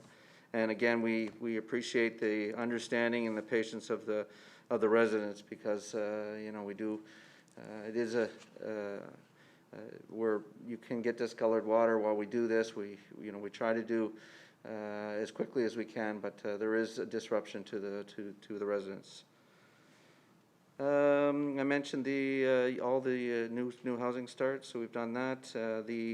At the Veterans Memorial Civic Center, the generator project is chugging along very slowly, but we do have the concrete pad prepared For the generator and the enclosure, I think I reported before there's been a delay in the closure, COVID and all this stuff. So we're still expecting the enclosure to be delivered in July. So once the closure comes, the rest of the project should go very quickly.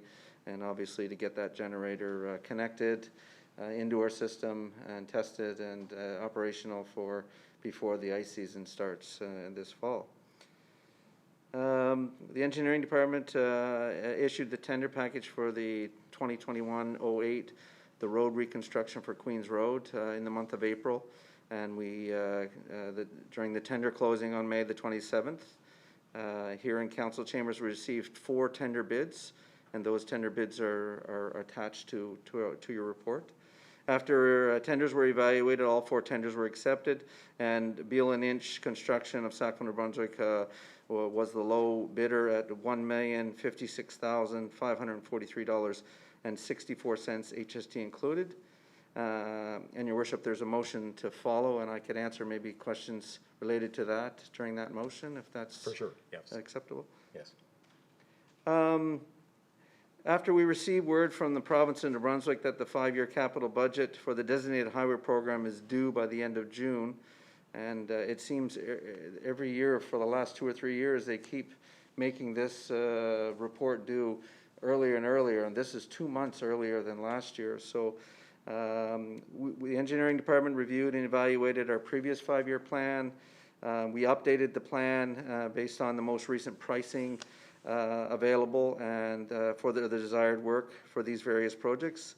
And we added, obviously, we added the 5th year because of the work that we're doing this year on our designated highway. The addition of milling and resurfacing of Route 106, which will include a portion of Cattail Ridge and approximately 700 meters of Bridge Street, was added to the plan for the 2026 year. And this plan, again, has been attached to Council's report and have had a chance to review that. And there will also be a motion coming forward later this evening, Your Worship, and again, I could answer and maybe go through that plan at that time. For sure, yep, that'd be great, thanks. The Engineering and Parks Facility Department have been working with EOS Eco Energy on the design and details of the green roof expansion. I know Council's aware of that, so we're continuing, we're very close. Actually, the material is supposed to have arrived in Moncton today, actually.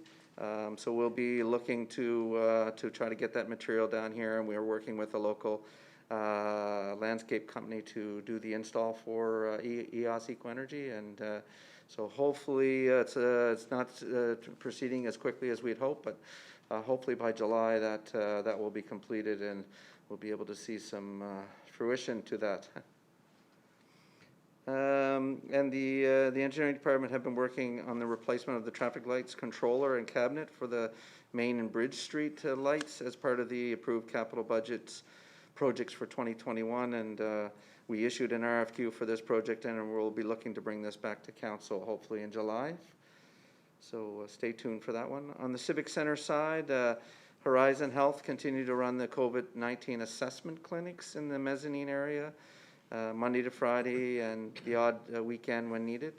Vitality Healthcare, and I know we spoke about this earlier, disappointing, but they had one in June, I think it was June the 5th, none scheduled for the rest of June, but there is ones coming up in July. And again, please get out and get your appointment booked for any of those sites and dates that are coming at the Civic Center. Lacrosse started this for this season and will be running until the end of June on the arena floor, Monday and Thursday evenings. And then in our parks, you might see a new John Deere green tractor, lawn tractor around. Our tractor has arrived. That's part of the 21 capital budget. So the old tractor is being prepped to be sent to Ritchie Brothers for the disposal as per the motion of council. Manager of Recreation Programs and Events has applied for a grant to offset some of the cost of the new piece of equipment that they're looking to put in the Bill Johnson Park to replace the teeter-totter. Staff have been dealing with a fair amount of minor vandalism in the washroom, public washrooms, that are being left open. And I must say, with the addition of the bylaw officers, just for the public, We have struggled with the washrooms at Bill Johnson. I know people want them to stay open, but we just continue to get vandalism there. So the bylaw officers who we've hired throughout the summer will lock them up after dusk because people are not supposed to be in the park. And they'll stay locked at least through the middle of the night into early morning, and I believe they'll be unlocked at about 6:30, 7 o'clock in the mornings, Monday to, well, all 7 days a week. So that's a good addition for us, and hopefully it'll prevent some of the vandalism, but keep the washrooms open at least from sun up till at least well beyond dusk. So, Staff have been busy installing banners and mowing, and I think that was also reported earlier by maybe the CIO. And you probably saw some flower pots being put around town, so stay tuned for our flower baskets, which will be hung and coming in the next literally day or two, and the flower pots will be filled and flowers will be placed in them. So, and again, things are really busy on the park side as well, just with all the mowing and staying up with all the parks. So be happy to answer any questions, Your Worship. Okay. Thank you, Mr. Acton. So I guess at this point in time, questions to the report, please. And if there's questions pertaining to the two items that will be coming up under motion, if you could save those for the motion, please.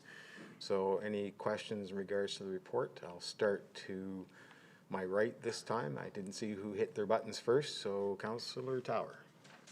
Thank you very much. Pardon me, Mr. Acton.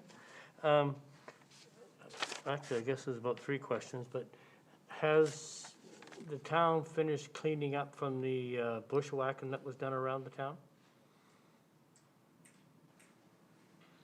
Not fully. There's a little bit left to do, but they've gone back and hand trimmed some areas, did some ditching and cleaning up, but there are a couple other areas that we intend to go back and do some additional cleaning. And you were talking about changing the controller, but we had spoke last year, I think it was, about getting a no right turn on walk light up by Mallard. Do you know when that'll happen?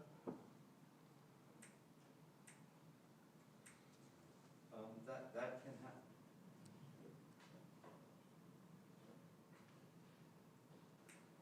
happen. Thank you, Councillor Tower. Yeah, I mean, those changes can be made at any time if that's our wishes. Again, that's a new controller, and the modifications can definitely be made on that. So it'll be a scrambled walk where no one turns on any of them, is what you're indicating? No, we had talked about a sign being put there, so when you come up to the traffic lights and it's walk, there's a sign that says no right turn on this walk light. There is downtown, and Yeah, there is. for one, very good. And it's happening fairly regularly up there that people are, you know, okay. What was the third one I had here? Oh, I'm just curious if you had any images of what's going to be happening on the roof. Not the images that I believe you're looking for. We have engineering drawings showing, a walkway here and the growing area here, but nothing, I guess I'll call it colorful, that would show the flowers. So you'll have to. That I wasn't expecting. No. Okay, that's fine. Thank you. Great. Councillor Evans, please. Thank you. First of all, I just want to say this report is a real treat. All the stuff that's going on, all this good stuff is it's a treat to hear about. I mean, not just this report, all the reports, but I thought of it with this one. There's just this litany of neat things happening. So I just want to comment on that. But I have a question. Talking about these controllers, I noticed that there was contact between a pole and a vehicle, a pole that has a controller at the intersection in town. And this change you're talking about was scheduled. Is there any correlation here? What was the nature of the damage, or is it appropriate to ask this question? I'm just really curious. Thank you, Councillor Evans. The controller wasn't the concern for us because the vehicle had hit the pole. But if you remember, one of the things that we asked council to do, and actually have already been done, but not until after the car hit the pole, was the changing of those bases that the lights are secured to. And we did have roadway down to check it because we were concerned that the reason we were changing them, that if you look inside those, the bolts holding them down and that structure, it was in very bad shape. So we did inspect that, and it was still in good enough shape not to warrant changing out right away. But you'll notice about a week after that or less, we did have the company come in, and all those bases have changed and put new bases on them. So, so luckily, the vehicle did make contact with that pole, but not the control box per se. Yeah. Yeah. Councillor Dietz? Thank you, Mr. Mayor. So this private fire hydrant thing, I'd really like to know where that comes from. It's just strange. So if I could get an explanation of who has private fire hydrants and how come we don't have them, we don't own them as town. Sure. Thank you, Councillor Dietz. I'm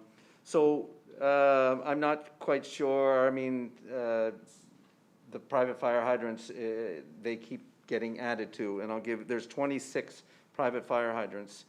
For example, the high school, okay, they're so far off the road and the building is so far down that from fire code, and maybe the chief can answer it better than I can, but that building requires a fire hydrant to be so close to that building. So they had to put a hydrant in for fire protection, and that's considered a private fire hydrant. Mount Allison University has buildings all over the campus, and they had to have fire hydrants so close to certain buildings. Therefore, they had to run fire hydrants or put fire hydrants in strategic locations in order to satisfy those results. So those are private fire hydrants that were put in by developers as a requirement of fire protection for their building. Another one is the up on Wright Street, the last building, the Main Street Maritime building. They have one at the very back of their property. They needed it again for fire protection. It was something that they required, and therefore they run a separate line in and have a private fire hydrant there. So those are the Drew Nursing Homes, another example. We have at least 26 of them that we. There is a charge, a minor fee for annual fee for private fire hydrants, which we're responsible for at least flushing them and checking them, making sure that they're operational, and that's what we're currently doing, and we do that on an annual basis. And we've always really had private fire hydrants. It just may not have been obviously publicly known that. We had them, but those are just some examples. The hospital is another example. If you go on their property, there's about 4 or 5 private fire hydrants on the hospital. Okay, Councillor Hicks. Just wondering about the green roof. So is that project funded entirely by EOS? Thank you, Councillor Hicks. It is. It's funded by them. They have a full grant. We were just helping, myself, Todd, staff was just helping with some of the logistical stuff, but fully funded by EOS, Eco Energy, under a grant that they had gotten. And the traffic lights, is there a certain life expectancy for traffic lights, or this is just part of regular maintenance, is it? Or? Not so much a life expectancy. The problem is that they're like computers. So you know how often computers get outdated, and our controllers are the same way. That controller, my understanding, it was put in maybe in the late 80s, early 90s.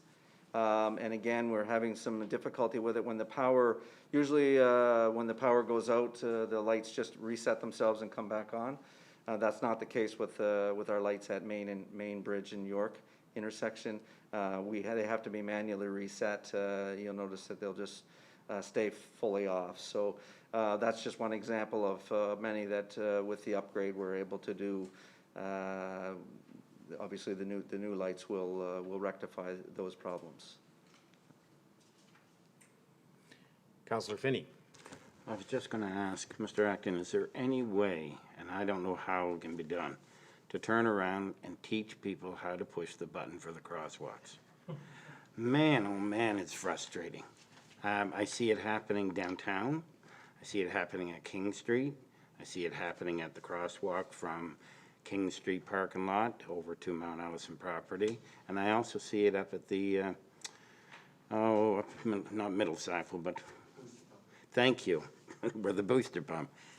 What can we do? Is there, I don't know, how do we get people to, how do you teach people? I mean, I see them of all ages, seniors, middle-aged people like myself, and of course, the young people. So just wondering, I don't know if there's a solution or what can we do? Thank you. So I'm going to go with Councillor Tower next. I see Councillor Evans might have been in on the button sooner, but Councillor Evans already had an opportunity for a question. Councillor Tower hasn't, so we'll go there Thank you, next. Worship. Mine's not a question, mine is a thank you. The speed sign is back up, and I thank you very much for that quick response and getting it replaced. Good job. Thank you. And Councillor Evans, please. Thank you. I'm just following up on the question that Councillor Dietz asked because it's got me thinking.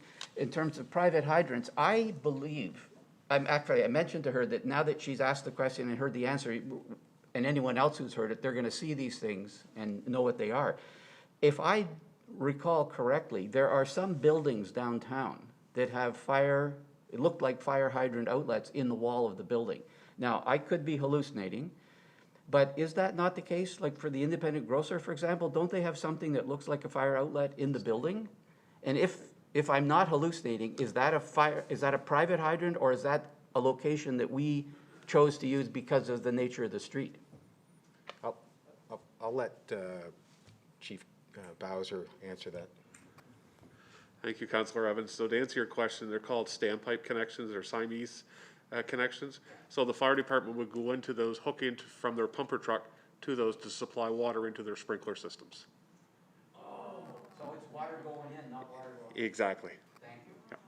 Ask and you find out. Thank you very much. So that's it for questions. I know that Councillor Esterbergs has agreed to bring the motions to the floor for public properties and facilities. So I'll turn it over to Councillor Esterbergs, please.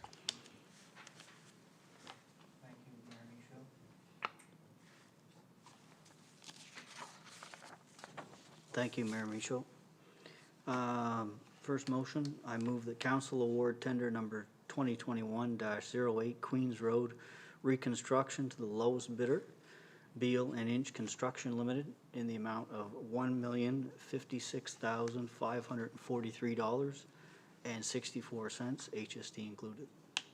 And do I have a seconder for the motion? Councillor Finney seconds the motion, so I'm going to turn the floor over to Mr. Acton to provide any background in regards to that motion, and then if there's questions from there. Thank you, Your Worship, and members of council. So my first comment will be, you may notice a difference, a $4.10 difference between the document that has the tender results and the motion. And the reason is that part of our evaluation of a tender is to double check that their math is correct. And the math on the particular low bid was off by $4, I believe it was $4.10 or 16 cents or something of that nature. So I just wanted you to be aware that in case somebody noticed the difference, and that was the reason. And we obviously go with the adjusted correct math numbers. So that's the reason for that. This is a bit of a complicated one because it's designated highway. As council, at least previous councilors may remember, there's various parts of that. The Department of Transportation are funding 85% of certain eligible items. The town has to fund all of our utility, which the DTI do not fund. So I have it broken down, that number broken down by what we call general government, or general capital and utility capital. So under the general capital portion of that tender, because you're wondering, are we on budget? And the answer is kind of. So under the general capital, we are actually, our budget for the general capital was $177,000, including HST, and we came in with the tender at $163,602.25. So we're slightly under budget on the general side of the project.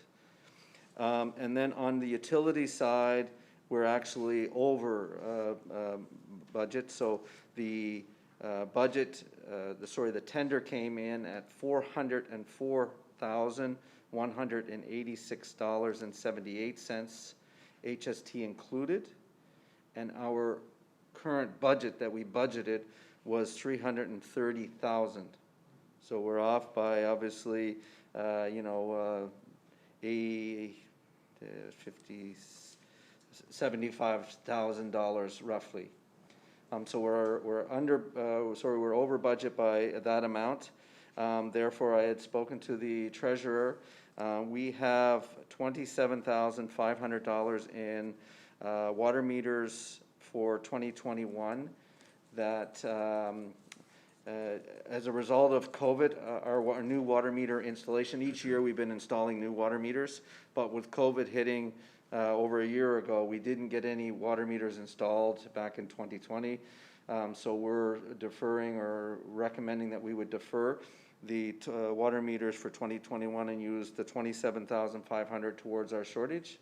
And the treasurer also has indicated that under 2020 remaining utility budget, so this is water and sewer upgrades that were carried forward, money left over from 2020 in the amount of $48,000, and for a total of, with our budgeted $330 plus the $27,500 plus the $48,000 brings us to $405,500, which would give us the budget that we need on the utility side of the project. So that would be our recommendation, is to utilize those funds to carry us or to cover the our overage there on that tender. So that's where the numbers lied, and that's where the budgets would come from, and that would be our recommendation on that. Again, just looking at the numbers, there was two contractors that were within, I think, 20-some thousand of each other, very tight bids. The rest were not far off. There was one that was out a little bit, but very good bids, and we're happy again that a good local contractor. I'd be happy to answer any additional questions, Your Worship. Thank you, Mr. Acton. Councillor Dietz. Yeah, I have two questions actually now. And one is, so I understand what you're suggesting in terms of using money from leftover funds, from funds that are available for this. But would you be or why did you not consider reducing the length of the work to be done? Like, as soon as you start reducing the length of the meters of the road that you're dealing with, you would save money. So you haven't been considering this because? Because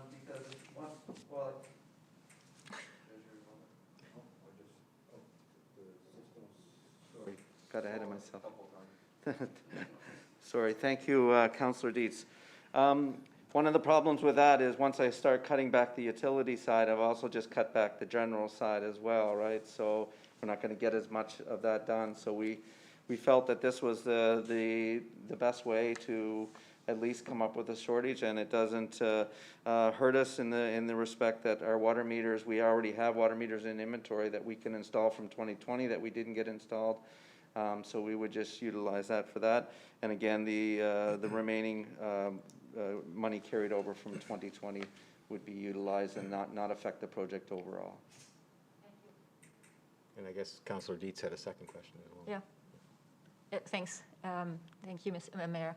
So my second one is, and this is probably for the future more than for now, it's the whole idea of speeding in our town, and that managing or changing the design of some of the layout and some of the road areas could reduce speeding, such as slowing down traffic by changing certain things. And I think you've done some work down by Marshlands as a result of the complaints that were brought forward. So I'm just wondering if there's any chance that we can in future tenders that we can include traffic slowing initiatives as as appropriate in the areas that are residential, or where children, for example, cross the roads, or where people cross the roads or are very active along roadsides. So that's just a question in the future, if there's any option.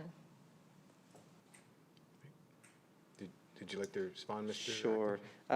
It's something that could be considered for sure. It's a little bit trickier on designated highways because everything that we do has to be run by the province, and sometimes they're not always up for those types of changes, but it's something that definitely traffic calming things. There's lots of things to do. Roundabouts, for example, is an example of a traffic calming device. Speed bumps is a little less interesting on my part. Obviously, from a snow plowing standpoint, just doesn't work. But something we can look at. But I will note. You mentioned school zones, and one of the things that will happen there, it hasn't happened yet, just because we know that section is going to be tore up, but I believe there was legislation that just came down that school zones when children are in school, there'll be signage that go up there that the traveled speed will go from 50 to 30 in a school zone. So those signs will go up soon in both Marshview, which is not really on a designated highway, but that will be done as well as Salem School. So those are signs that we plan to put up, and you'll see some white stakes there and marks. So we plan to do that, but we're going to end up putting them in and then taking them right back out with this contract. So they will be in by the end of that contract, which will be in the fall. Councillor Evans. Thank you. That's really good news. I can remember back, and I was my first question was going to be similar. Years ago, we wanted to reduce the speed in Salem for that, slow while children are present, just exactly what you talked about. And the province said no, and it was their road. But in light of what we realized with Pond Shore Road, it's now up to us. We could do this. They obviously, they have to be on side, but they seem to have said that we can do it. So I'm just delighted to hear that. That's really good news. My original question was commenting on the fact, the last meeting we had, there were two significant tenders that we filled, and we had single bids. And I'm just delighted that we got 4. And I'm even more delighted that the 2 lowest ones were local firms, because there's a really good, compelling reason why we have to go with the lowest bid, not just legally, but if we want to get lots of bids, we've got to be fair about it. So that we have to go with the lowest bid, but I'm really pleased that the lowest bid is a local firm, and it has been several times, so this is great news all around. Any other questions on the motion from council? Oh, sorry, Mr. Acton. Go ahead. Your Worship, if I could, I just wanted to, I felt that I should add, obviously we were planning to do this project as soon as council awarded, but it hopefully will be awarded here in any minute. But one of the things that I'm hearing out in the industry, and I'm even being warned by the contractor, is that some of the material is very difficult to get, and this project maybe not be able to start as soon as we had hoped. From the time they order their material, they're telling us that it could be 6 to 8 weeks to get some of the material, maybe not all the material to get started. So one of the things that unfortunately we're going to be faced with was that the project may not be, and more than likely will not be, finished by the time school goes in. So I will be reaching out to the school, and we will have discussions and put something in place come September to be able to deal with what I call the kiss and drop on Richardson, which is going to be affected. It's a very difficult project, but those are some discussions that I'll be having with District 2 and specifically the Salem School to figure out how we're going to deal with traffic flow during the end of that project. So I just wanted council to be aware of that now, And I'm well aware of the situation, and we'll work as closely as we can with District 2 and Salem School to try to put something in place to be able to deal with that aspect of it. Great. Thank you very much, Mr. Atkin. So under the question, was there any more questions from council? You ready for the question? All those in favor? Aye. Contrary reminded? The motion is carried. We have another motion, Councillor Esterbrooks. Thank you, Mayor Michaud. I move that council accept the 5-year capital plan for designated highways as presented and authorize that it be submitted to the Department of Transportation and Infrastructure. And do I have a seconder? Councillor Tower. So before we get to the questions from council, Mr. Acton, would you like to provide some detail to council on this motion? Ken, thank you, Your Worship, and members of council. Maybe I could just take a second and go through, for the sake of the new councillors, because the existing, or I'll call it old councillors, we've been following a plan for every 5 years. So obviously 4 years out of these 5 years is something that council has seen before. But I'll just go quickly through the 5 years and what we're on this plan, and we're continuing to stay on the plan. And then obviously I've added a 5th year in there, and I'll explain that. And then there may be some questions of council. So we started, let me just start in 2021, which is this year. We plan to do Queens Road, a first phase of Queens Road reconstruction, which is happening. We got funding for. And then the following year, we plan to have what we call a bit of a light year, where the town doesn't fork out so much general capital and utility capital for those streets. So we plan to continue resurfacing 106. And you'll remember we've resurfaced down to about the interchange of 935 and 106, and we haven't gone any further. So our intent was to finish all the way out to the town limits in 2 phases, and in 2022 we plan to do half of that, so about 1,860 meters of resurfacing, and there's 1 culvert replacement that would happen under that project. In 2023, we would go back to phase 2 of the Queens Road, which would take us from where we end off this year to approximately Salem Street. That would be phase 2 of the Queens Road reconstruction. So that's in 2023. And then in 2024, we would go back to finishing Route 106 resurfacing, which would be phase 2, which would take us right out to the town limits.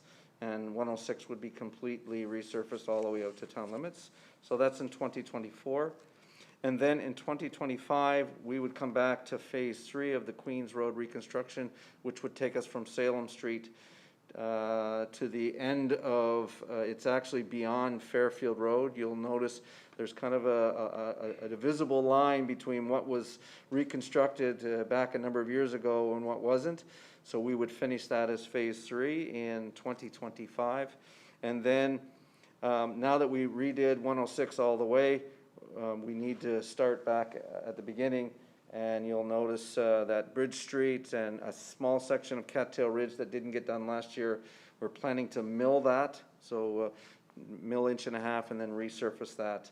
And that would take us about 1 kilometer, which would take in the small section from the highway or the off ramps and the on ramps at exit 506 into about Robson, which didn't get done during the last year's project because of our finances.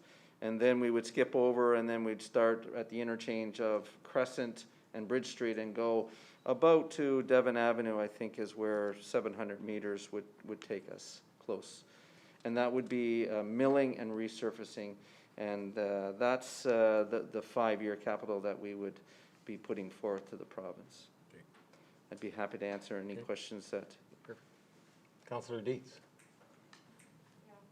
So I assume, because I mean the province requests that, so I assume, I see where the funding is coming from, so a good portion is coming from DTI, but it's part of our asset management planning, right, for our infrastructure all overall. So it is, these sections are part of, yes, these are the next ones that we need to do? Or are these just the Like, how do they fit in the general asset management planning process? Yeah, so these are projects specific to our designated highways. So we also will be bringing forward, for example, in 2022, we're going to be, we're recommending resurfacing a section of 106, but we'll also likely be bringing forward capital projects to redo a street that's not designated highways. For example, Milner Avenue, which we planned this year, we were going to do either a section of Queens Road if we got that funding, and if we didn't get that funding, then we were going to do Milner Avenue. So I have Milner Avenue somewhat shovel ready. So next year when we go to do this, if we get the funding from DTI to do that section of 106, we will still be looking to bring to council other reconstruction projects that we fully have to fund 100% out of our own pocket. And I'm just using Milner as an example. That's council's decision, but that's likely what would come back in 2022, for example. So yes, there is asset management projects that we continue to bring forward that are kind of in between these heavy, what we call these heavy years of the Queens Road is what we call heavy, because we have to put a fair amount of, well, a lot of, all the utility is us, and plus we have a fair amount on the general side that we have to put into those projects. So we physically can't fund other projects on top of that for those years. But the other years, you'll see we have to, our partnering is 52,000, and we definitely can afford and will be looking to do a road reconstruction project somewhere in town. Mr. Beal? Yeah, just to add to the asset management plan, so our town is basically broken down into two companies, which is our general and our water and sewer. So within our asset management plan, we were 36% funded on the general, and I believe 24% on the utility at the time we did it 3 years ago. So our goal is to improve that, and we do that each year versus through the budget. But on the Queens Road, the water and sewer component, as well as everything outside the curbs, will help under our asset management plan. The funding opportunities which DTI gives us when we approved the budget in 2021 was we were either going to do Queens Road if we got DTI funding. If not, we were going to Morgan Lane. So we had two options there depending on if we got funding. But even doing Queens Road will help our asset management plan by increasing the benefit on the aging infrastructure for water, sewer, and everything outside of the curb and gutter. So it is part of our asset management. The road resurface is not part of the town's assets, and is not part of our asset management plan. We have to pay 15% of that now. 3-4 years ago, we did not have to pay any. Now the province is requiring us to contribute 15% to that. Thank you, Mr. Beal. Any other questions under the motion from council? So I'll call for the question. All those in favor? Aye. Contrary reminded? The motion is carried. Was that anything else under public properties and facilities? Is that it, Mr. Acton? That is. Okay. So we'll move on to recreation programs and events. Reports on page 32. Mr. Pride, please.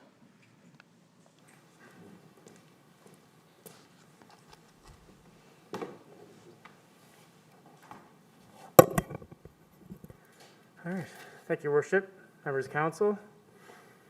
Well, our summer program coordinator, Carson Rayfuse, has been very busy since he's come on back in May, along with our head lifeguard, Gabrielle. And they have all sorts of different events taking place in the spring and the summer. First of all, as you're all probably aware, we have entered the Participaction Community Better Challenge for a chance to win $100,000 to support physical activity initiatives in the town. On top of that, the mayor has actually submitted a direct challenge to the mayor of Amherst to see which town can be more physically active, and I'm happy to report that so far we're crushing them. We're still we're expecting a reply from the mayor of Amherst soon. Right now, we're actually second place in New Brunswick and 10th nationally, so there's well over 1,000 communities nationally that's participating in this, so we're doing pretty good. So I encourage everybody to sign up, download the app, and start wearing your smartwatch. As far as spring programs go, we have quite a few on the go. There's an after-school program. We've offered virtual art classes, a seniors walking group, aquasize, pickleball, and lots of other things. And you can find out information about those at our website. Additionally, Sackville is celebrating Pride Month in the month of June, so we've raised the Pride flag at the Visitor Information Center for the entire month. We would normally raise the flag here at Town Hall, but June is a busy month, and there's the Rotary is celebrating 90 years. The tragedy in BC with the discovery of the Aboriginal children at the old residential school caused us to raise the Mi'kmaq flag, and then it was National Nursing Home Week also in June. So we thought that it was best to raise the rainbow flag for the full month at the Visitor Information Center rather than try to fit it in somewhere in June. Along with Pride Month, we're also had 3 different events, and including mural making that happened a couple weeks ago, tie-dye, which is happening tomorrow, and rock painting next week, and they're all taking place at the Bill Johnstone Memorial Park. Sackville Arts Wall nominations are all in, and the selection board is reviewing them as we speak, and we have a meeting set for tomorrow, I believe it is, so there'll be, the inductees should be announced at the July council meeting. And our full July summer program registration is online now at sackville.com/programs. We have opportunities there for people ages 1 to 101, so there's lots to do over the summer in Sackville. Most of it requires pre-registration, so make sure you visit the website. One piece that I don't have in the report here, but I am going to say, is that we are celebrating National Indigenous Peoples Day as well, and the department is presenting a showing of the documentary Rumble, the Indians Who Rocked the World, at the Vogue on June 21st in the evening.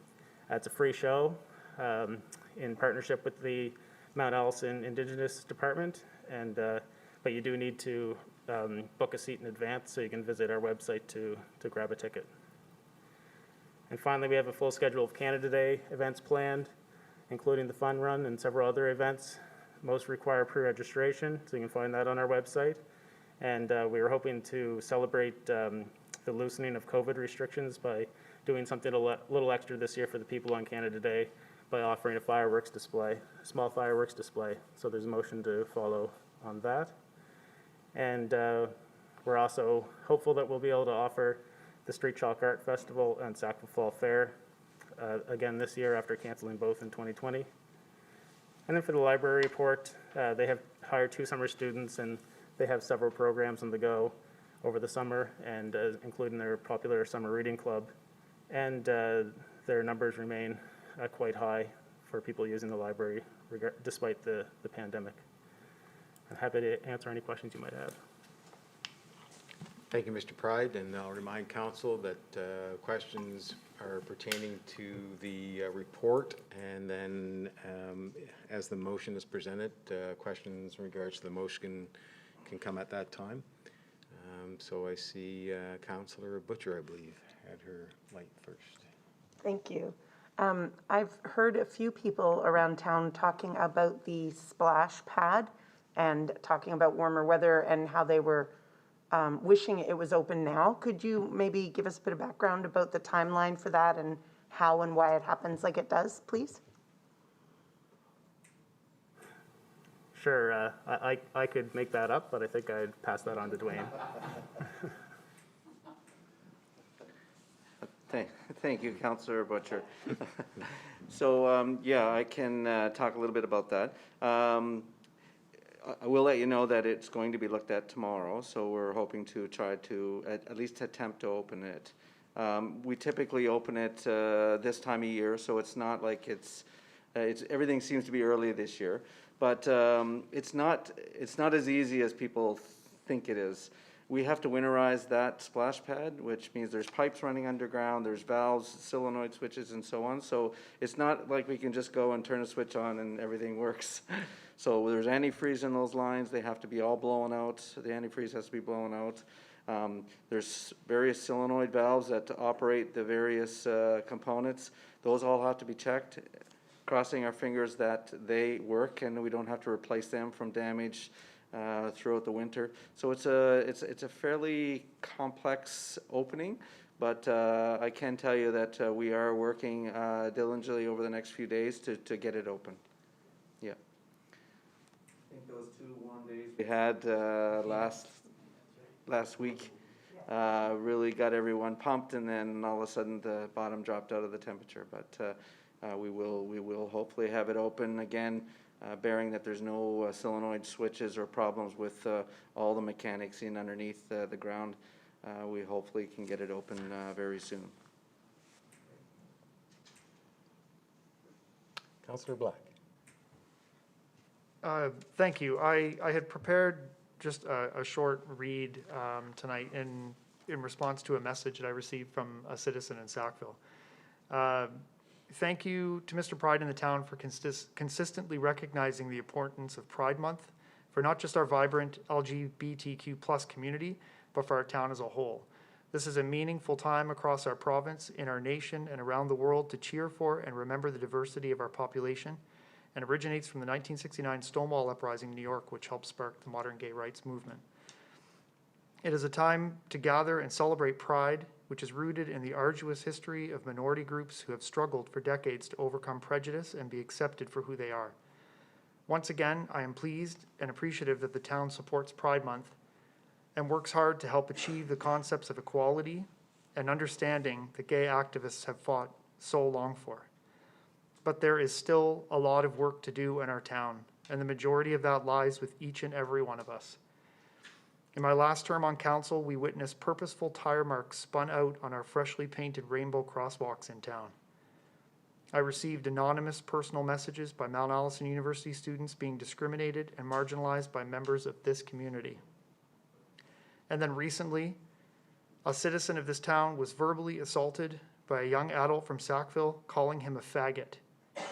And this was absolutely not the first time this had happened.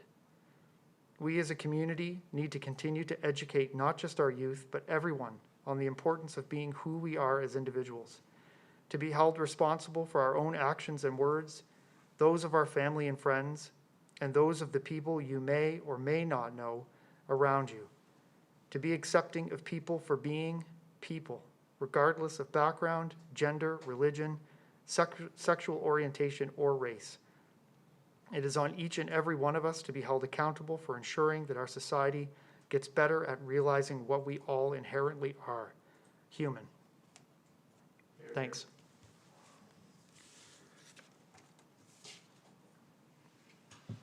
Thank you, Councillor Black, for that.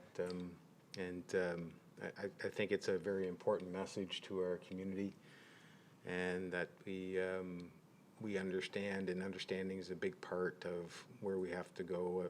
I received the same concern actually from the citizen who, and we need to continue to find programs and ways, as Mr. Pride and his department are, in regards to engaging. Our CPO is another option, I think, in regards to doing this type of work within our community. And we just have to get better at a lot of things. So, and this is one of them. But thank you for bringing that to our attention. Any other questions to Mr. Pride's report? So there is a motion under recreation programs and events, and I'm just wondering if there's a councillor that would wish to bring that to the floor. Councillor Evans? I'd be happy to. Thank you. I move that council authorize the fire chief, as part of the Canada Day event, to complete an application to purchase with Mac Fireworks Incorporated for a commercially organized and operated fireworks display on Thursday, July 1st, 2021, rain date Friday, July 2nd, and authorize the mayor and clerk to sign and seal the necessary agreement. Is there a seconder? Seconded by Councillor Finney. Any questions? Councillor Dietz. Thank you, Mayor. Yeah, I have a question because I've got a concern about our Canada Day celebrations in light of Kamloops. And I understand that Victoria, BC, for example, has cancelled Canada Day celebrations as a result of that, out of respect. So I'm just wondering, I mean, low key is low key and family events are family events, but fireworks is a very public and open and bright display. So I'm wondering if you've reached out to Fort Foley for inquiring what are the appropriate ways that we can be respectful and yet still celebrate a day that has so much history, but also bad history. So I'm just wondering if there have been considerations.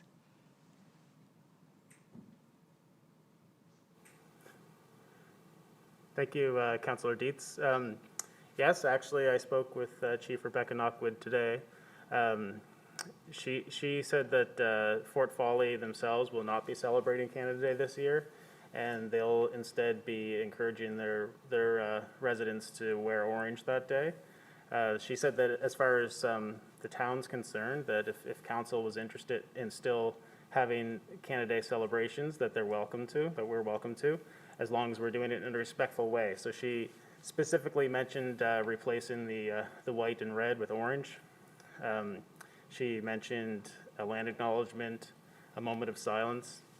She did not mention specifically the fireworks, but we feel that as a department, we're capable of paying those proper respects during the day. The fireworks, as you mentioned, is a bit of a different conversation, so it's really up to council as to whether or not you want to move forward with it, and we're prepared to move forward regardless of what your decision might be. We're ready to move.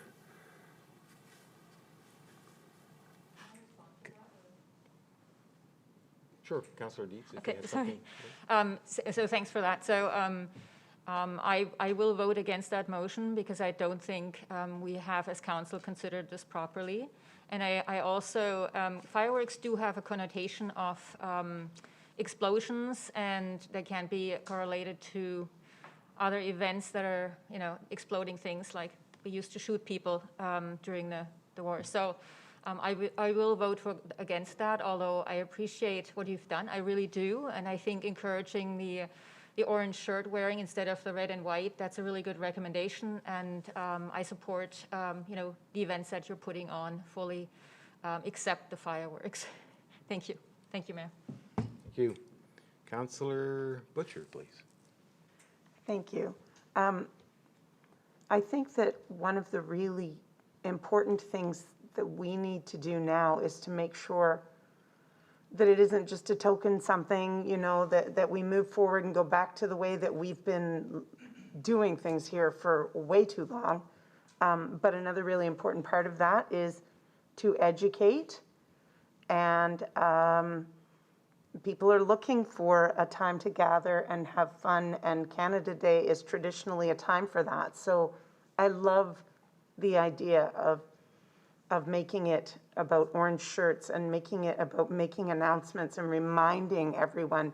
There are unfortunately still an awful lot of people out there who think that people should just get over it because it was a long time ago. So if we have an opportunity to get people out and turn it into, of course, family time and fun time, but also a time where we can be forwarding that ability to educate the people who are here and to help them to realize that the trauma, the generational trauma that's happened because of those things that happened 100 years ago or 20 years ago or 3 days ago, that it can't just go away. So I'll be voting in favor of it in order to make sure that we're still going to be moving forward with educating the people who call Sackville home. Councillor Tower? Thank you, Your Worship. I understand where Councillor Dietz is coming from. I had an online meeting with several First Nation people, and there was some good conversation.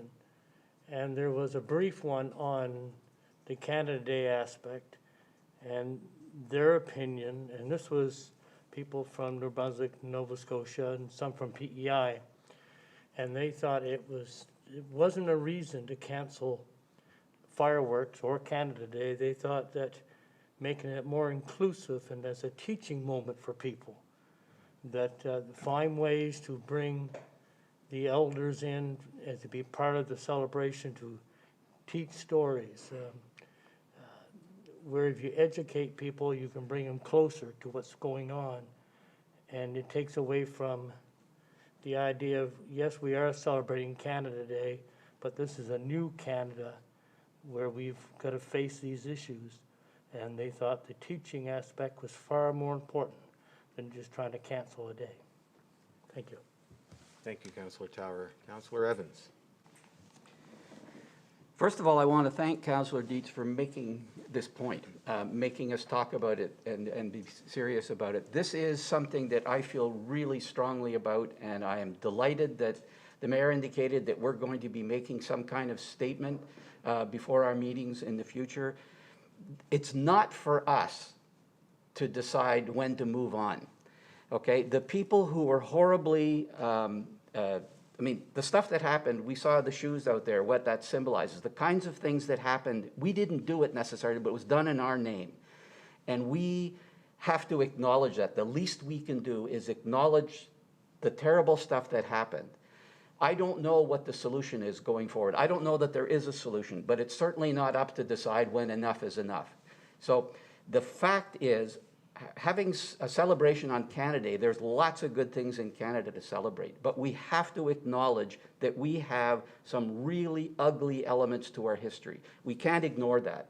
So I like the idea of acknowledging it, doing something like, you know, wearing orange or whatever, because they're both true. It's a great country that we enjoy wonderful freedoms, but stuff happened in the past that was reprehensible, and it was done by us, essentially. And we have to own that. And I think we can't gloss over it. So I like the idea of making some kind of statement, a moment of silence. But I've talked to people, I mean, even myself, when you're grieving, when you've lost someone, you're really sad. Life does go on. So it doesn't mean that everything has to be sad, but you can't not acknowledge the bad stuff while you're celebrating the good stuff. So I thank you very much sincerely for raising this point. I'm glad to hear what my colleagues have had to say. I will be voting in favor of the motion, but it's with the understanding that we're going to do something appropriate on that day and going forward. Words are important, but they're not enough. So I'm glad we're saying the words, but we're going to be judged by our actions, and thank you for this discussion. Thank you, Councillor Evans. Any other councillors?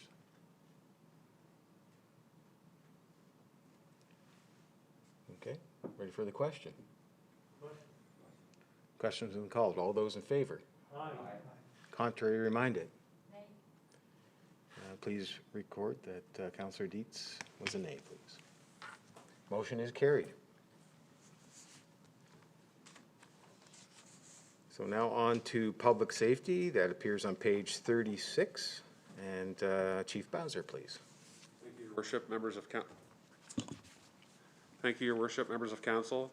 Sackville Fire and Rescue responded to 18 calls for service in the month of May, which included 9 commercial fire alarms, 2 utility pole fires, 2 structure fires, 2 assist calls for assistance from Ambulance New Brunswick, 1 smell of gas, 1 smoke in a residence, and 1 report of smoke coming from a structure.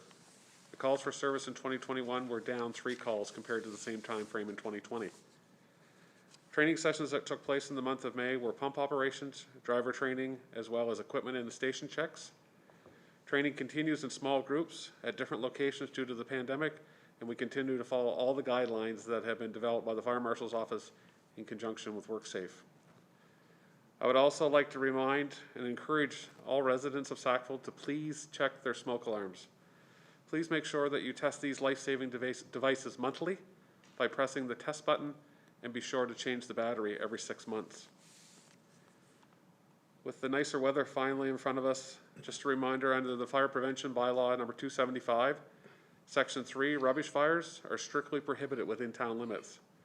I would like to remind all residents that when having outside fires that they must use an outdoor wood burning appliance, which is a manufactured non-combustible enclosed container designed to hold small fires for a decorative purpose only.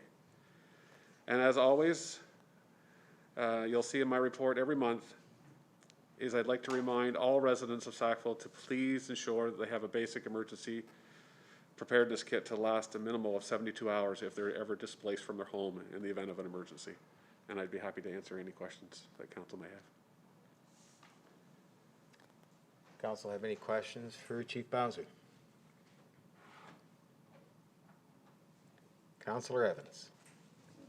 I've been listening to the fire chief make this a recommendation every month for 9 years, and I want to thank him for doing it, because when a disaster strikes and you're stuck, it's too late to go shopping. And this is too easy to brush off. So just like we were encouraging people to be vaccinated, I just want to call attention to this. This is important to do. You're not going to regret it. The worst that happens is you get some slightly stale stuff that you're going to have to eat at some point, right? It could be really important. So I just want to echo what the chief has said. This can be really important. Thank you, Councillor Evans. Any other questions for the fire chief?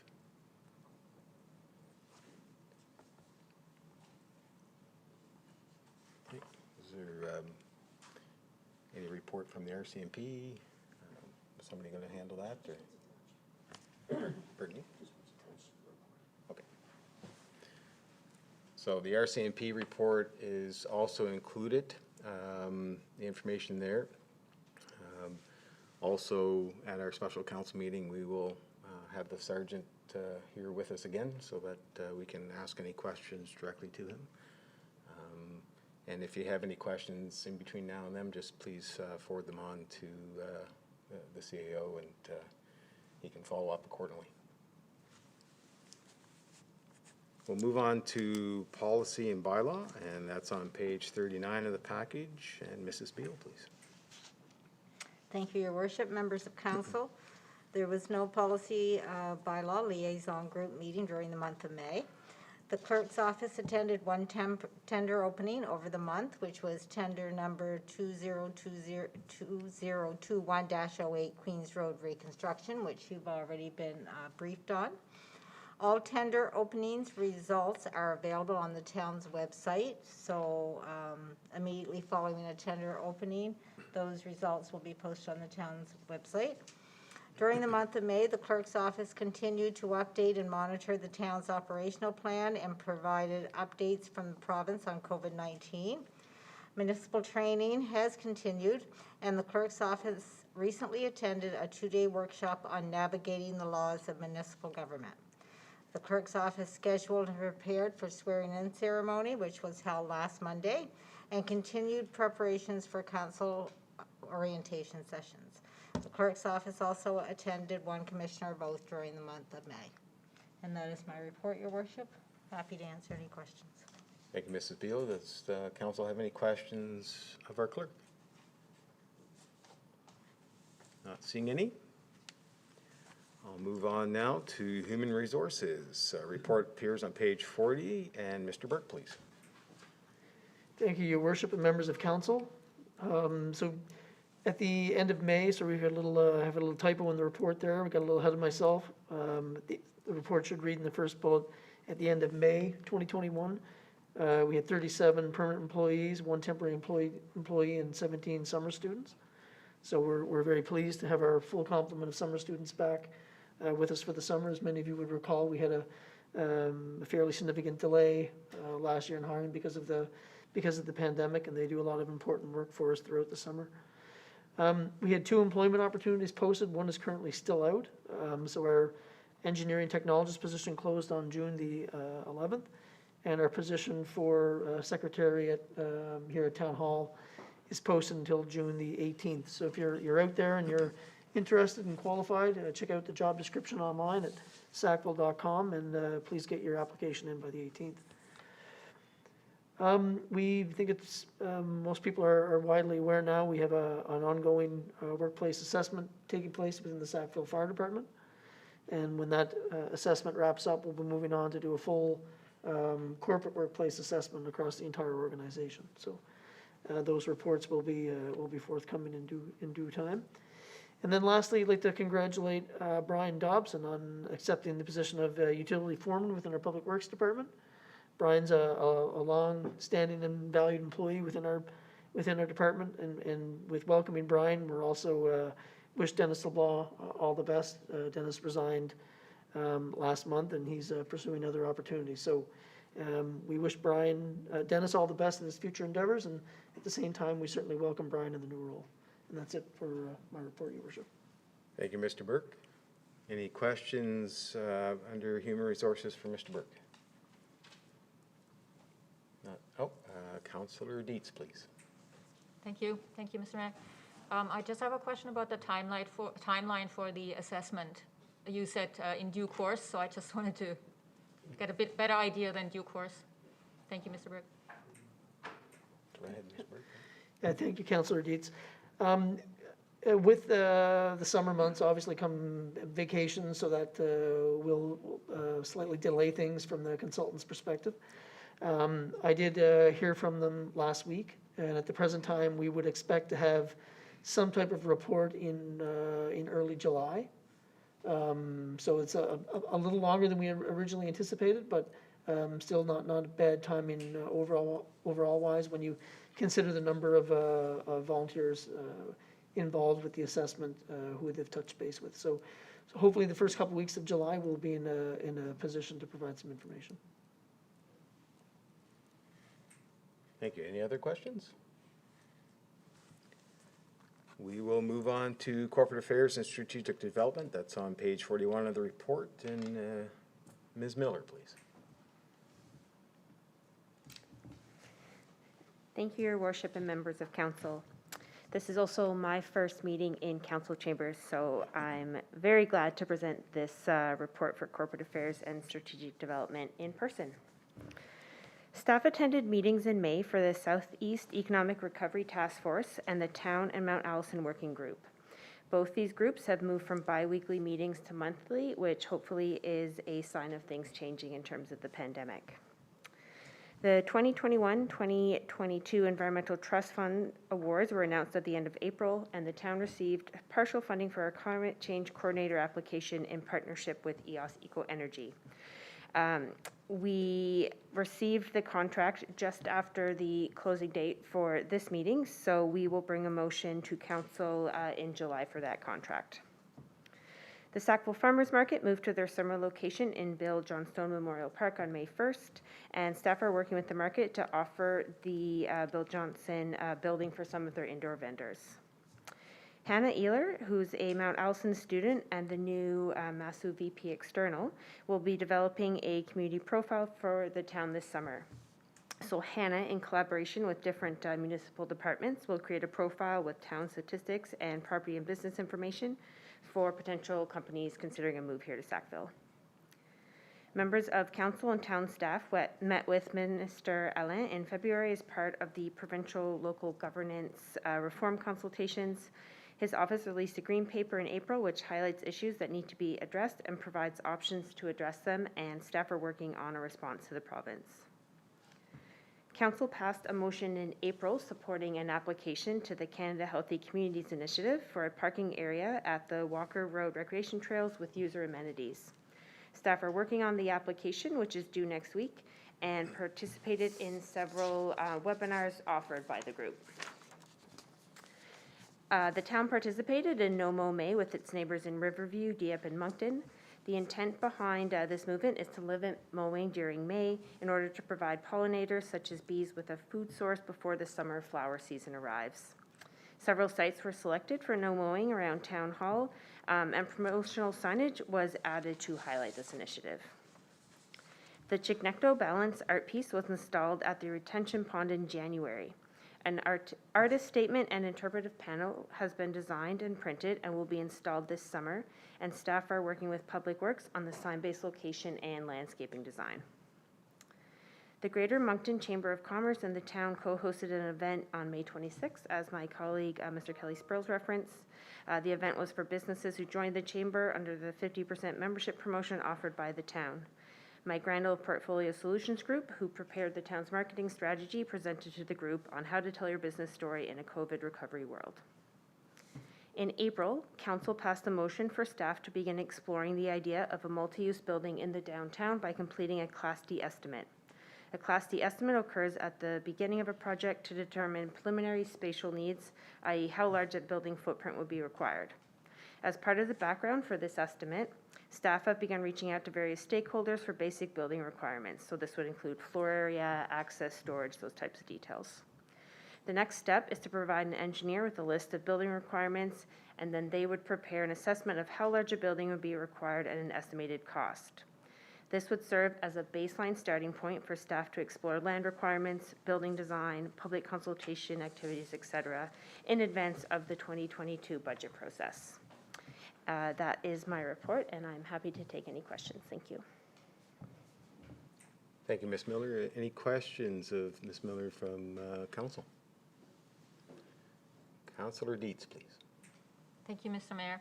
I've got a couple questions. One is, Ms. Miller, one is just a comment on the ALA project. Hannah ALA, I think this is a great project, so I'm looking forward to seeing the result of that.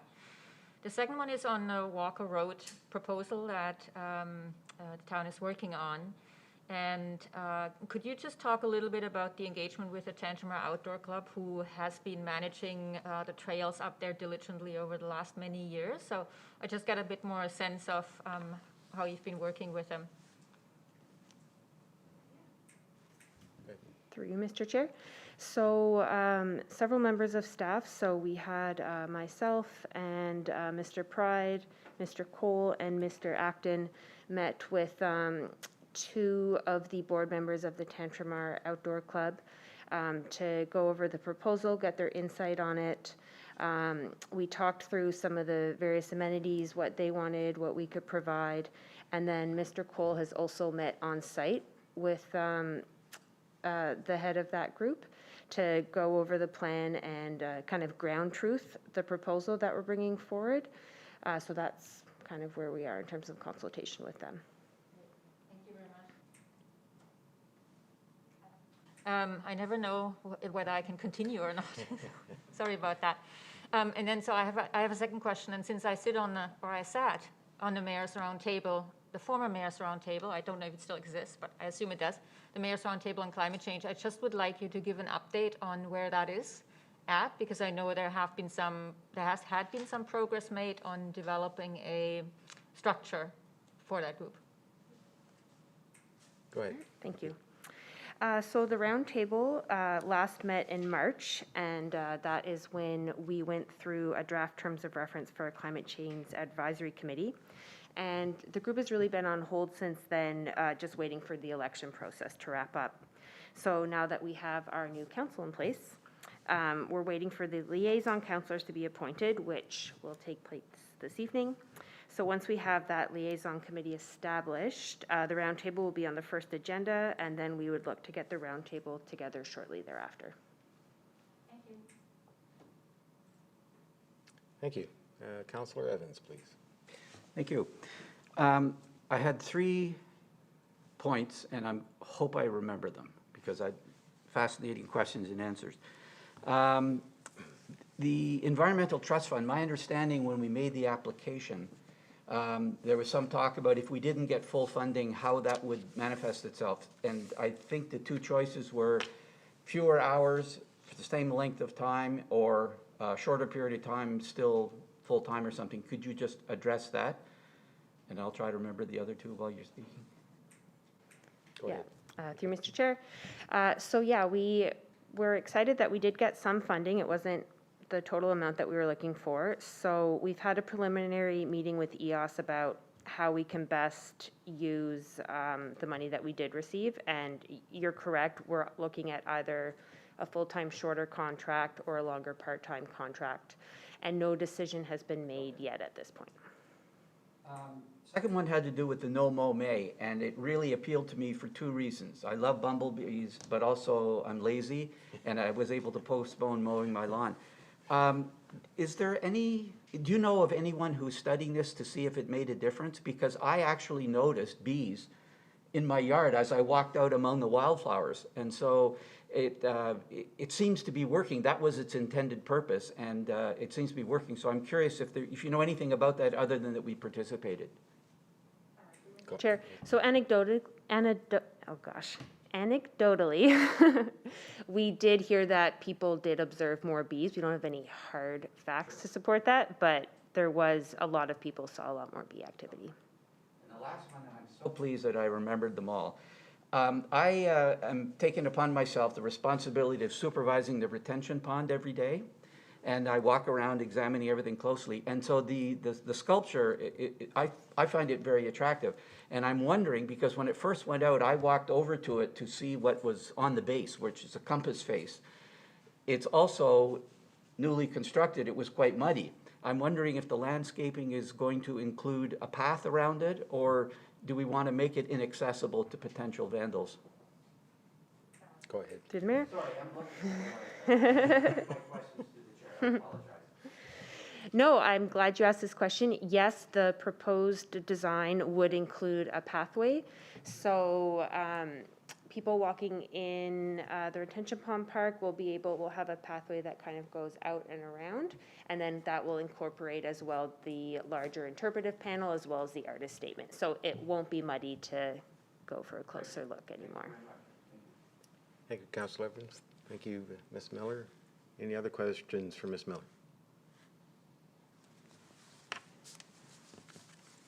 Okay, so we'll move on to new business, and the first item under new business, item A, appointment liaison councillors.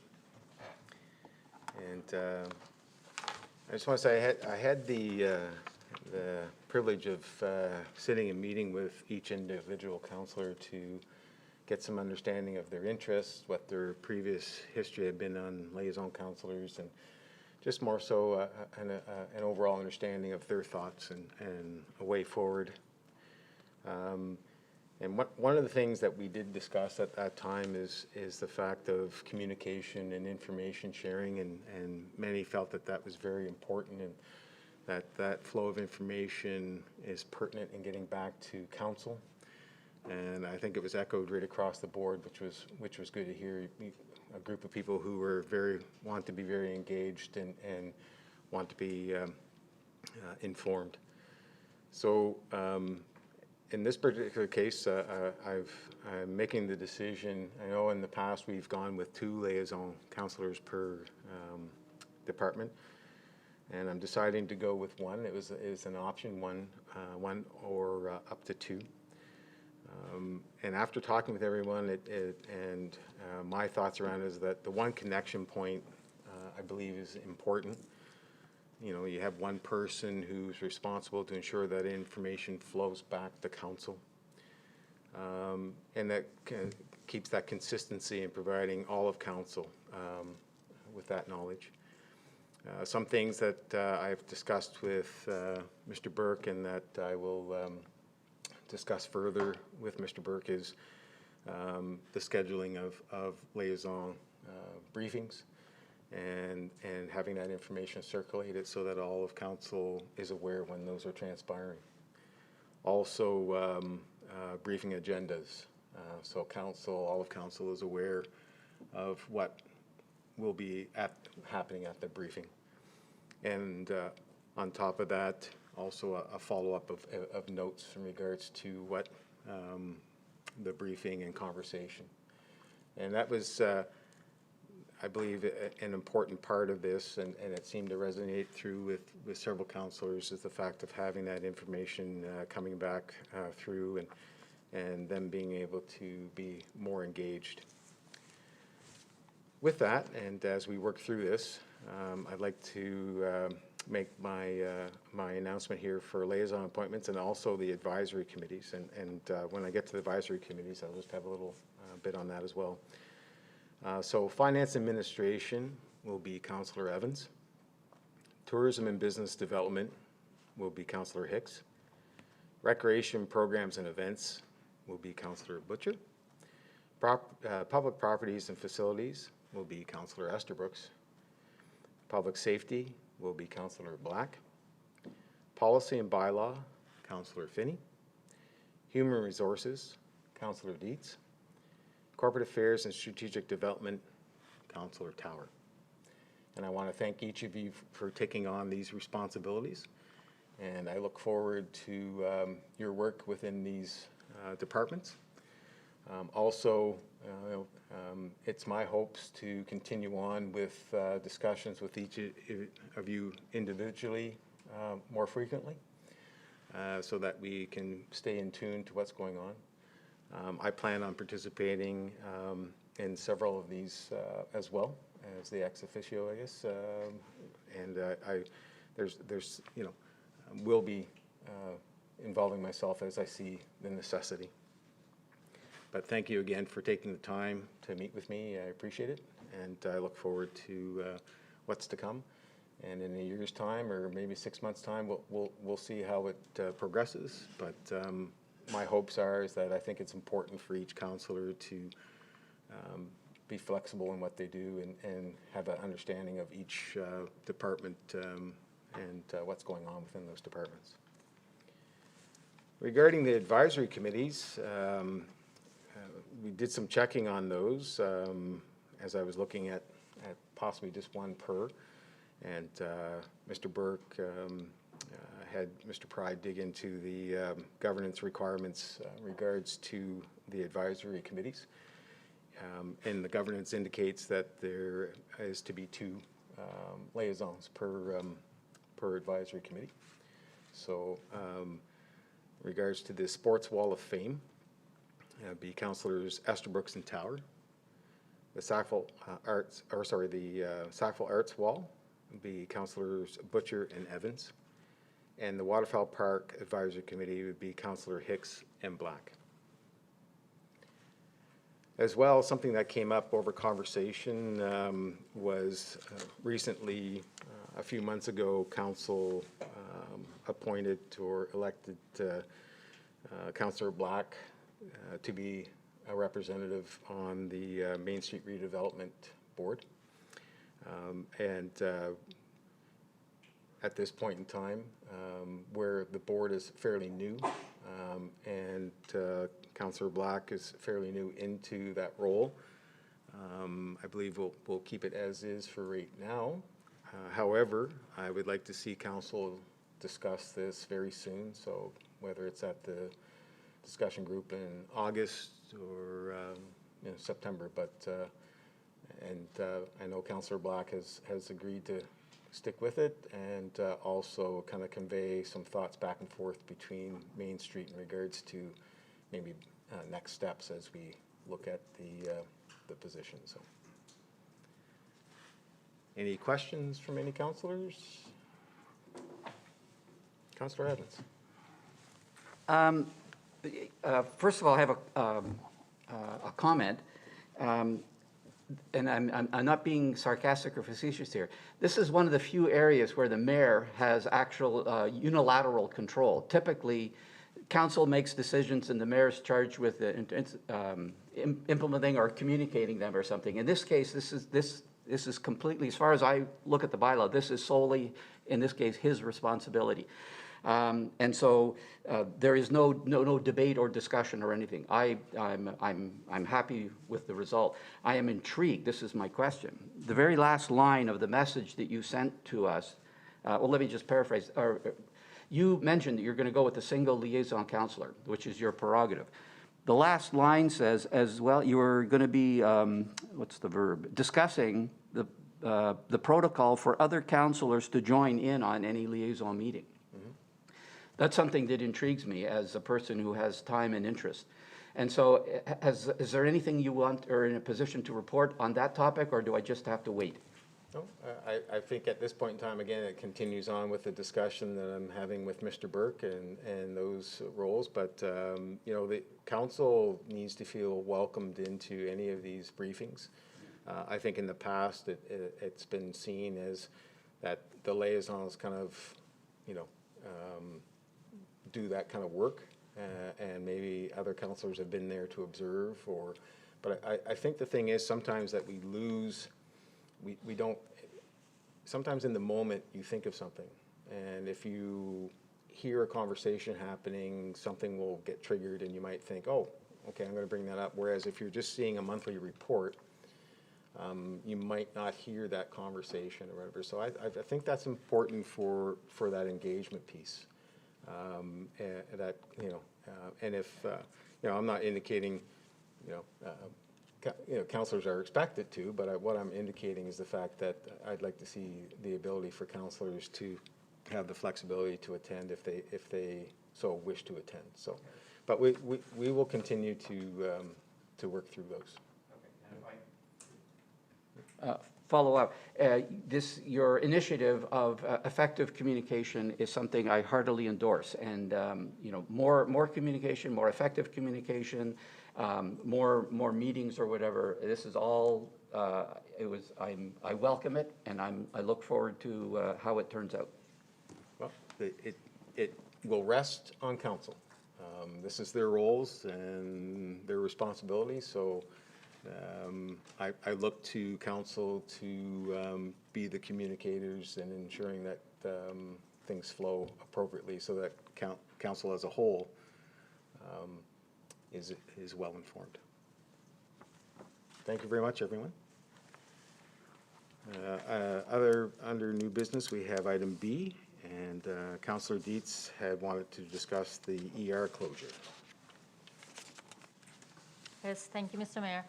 I wanted to pick up on a couple things you mentioned earlier about the Health Committee and the Tantramar Task Force, and I think this is the role that we have as council to give you direction as to what we would like you to do in that, and I think we need to. And so, a couple things you mentioned, for example, you're going to reach out to the other mayors, the provincial mayors. You also have reached out to our neighbor mayors. And I'd like to receive some direction on what is our relationship to the Health Committee and to the Community Task Force, to the Tantramar Community Task Force. And I think Mr. Burke currently sits on the task force, but I think there's a role for us as town council as well on both. As things happen very quickly right now, and there's a need to respond quickly, and I think council needs to be very forcefully part of those conversations. I'm not, as a new council, I'm not exactly sure how we do that. Do we provide a resolution that says mayor and a councillor should be on the Health Committee, should provide that link to council? I'm not exactly sure how we could do that. But I'd like to come out of this evening with clear direction of what our role is currently. That may morph as things happen, but I very, very strongly believe that we as council have a gigantic role to play in here, and we need to take it by the horns. So, but I'm looking for advice from the experienced councillors and Mr. Burke as to what are our options here. Because I don't want to go for another 4 weeks without having any direction, and council doesn't have any role in either one of those. I think this is an urgent matter that we need to pursue right now. Thank you. So my question is, what are our options? Right. Councillor Evans, did you like to say something? Unless you want to respond, but if we're having a discussion about this topic, I'm happy to participate. Well, I'd like to hear from council, and then I can convey what I know. What I've been asked. I did convey during my report what was asked of me as mayor from the ad hoc committee, what their expectations and hopes were. I thought I did convey that the fact of that they did want to, are they going to be a formalized committee? They did indicate about asking myself and the municipality to formalize it. I did convey to council, I don't think that this is a regional issue. I don't think it should be up to just this council to formalize this committee. However, if they're looking for us to appoint a councillor to be part of their ad hoc group, then fine, let's talk about that. I think those are important pieces to understand. My other concern is the fact, and what's happened in the past, is that we've become very reactionary to what happens at our hospital as opposed to being proactive. And we've had physicians tell us this. Dr. Dysart stood right here in 2015 or 16 and said that very same thing, is the fact that we're reacting. And we need to be proactive. And every time we seem to put it to bed that they're not going to make changes, we walk away. So ultimately, elected officials come and go. So in order to ensure that we have sustainability and being proactive in regards to healthcare, not only affecting Sackville, but affecting the region, we need to, this is my opinion, we need to ensure that we have longevity in this group. So I think you've got a couple of things happening. It's the immediate, what's our response to the immediate closure, and then what's our long-term plan.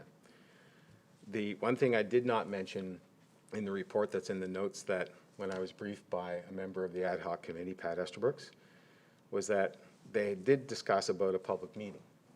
However, they would like to have a plan in place and then make contact to hold a public meeting.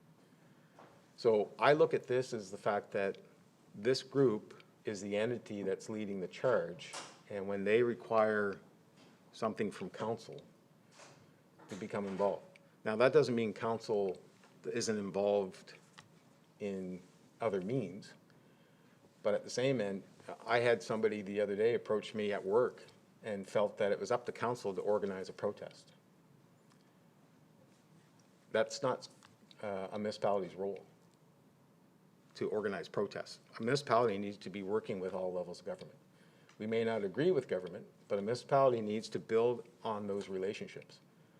And we have to ensure that we're playing that role. You know, I'll report back to council once after the meeting with the health minister in regards to what was conveyed and what we talked about. I'm happy to say that we were able to get that meeting in a fairly timely manner. And we'll go from there. I will also share that with this group of people. However, I just want to make sure that we're in line with the community and this ad hoc group as we're moving forward. And that we're supportive in their efforts. So they've made the requests. They've indicated what actions they're looking from the mayor and council. I've indicated what I plan on doing based on those requests. I've indicated to Pat Esterbrooks that I will be conveying this to council and working through these. So I think at this point in time, if we're looking to go our own road, then I guess that's up to council. However, I'm just cautioning council, is that we have an ad hoc committee. They're looking to formalize. They're looking for input from the municipality as to a representative. And this, yes, you know, maybe we can action at least the representative first, but I think long-term, this isn't just about the town of Sackville if we're going to see a sustainable committee maintained long after our mandate's over. So that's just where I am, but if council wishes to take it further, that's council's prerogative. They can provide me the direction, and I will follow through accordingly. Mr. Burke, did you want to speak? Thank you, Your Worship, for the opportunity. I guess just to provide a bit of a, I guess, context, I guess, in terms of what the options are for the municipality. I mean, I think we really have three options. One is that we continue with the group being community-led. That's status quo to a certain degree, although I know our former Mayor Hyam and even under the leadership of Deputy Mayor Aiken, both of them were very involved with the ad hoc group, which Mayor Michaud is now also looking to get involved. They've been very successful. They mobilize quickly. They're not government, so they're able to be more agile and quick on their feet. They've got a powerhouse of representatives sitting around the table to strategize about how best to move this. So that's certainly one option. The second would be that we, as a council, get involved to a certain degree, and I think the mayor has mentioned that in terms of him committing, and then council kind of formally appointing someone to the group. The other option, which would be council takes the bull by the horns, and council then establishes a committee, and I would certainly share the mayor's concern for and caution for for doing that. I mean, we're not in the healthcare business. You know, we pave roads, we build parks, we provide services to people's property. The provincial government is responsible for delivering healthcare services, but does it have impacts on our community? You bet it does. I mean, we're trying to recruit students.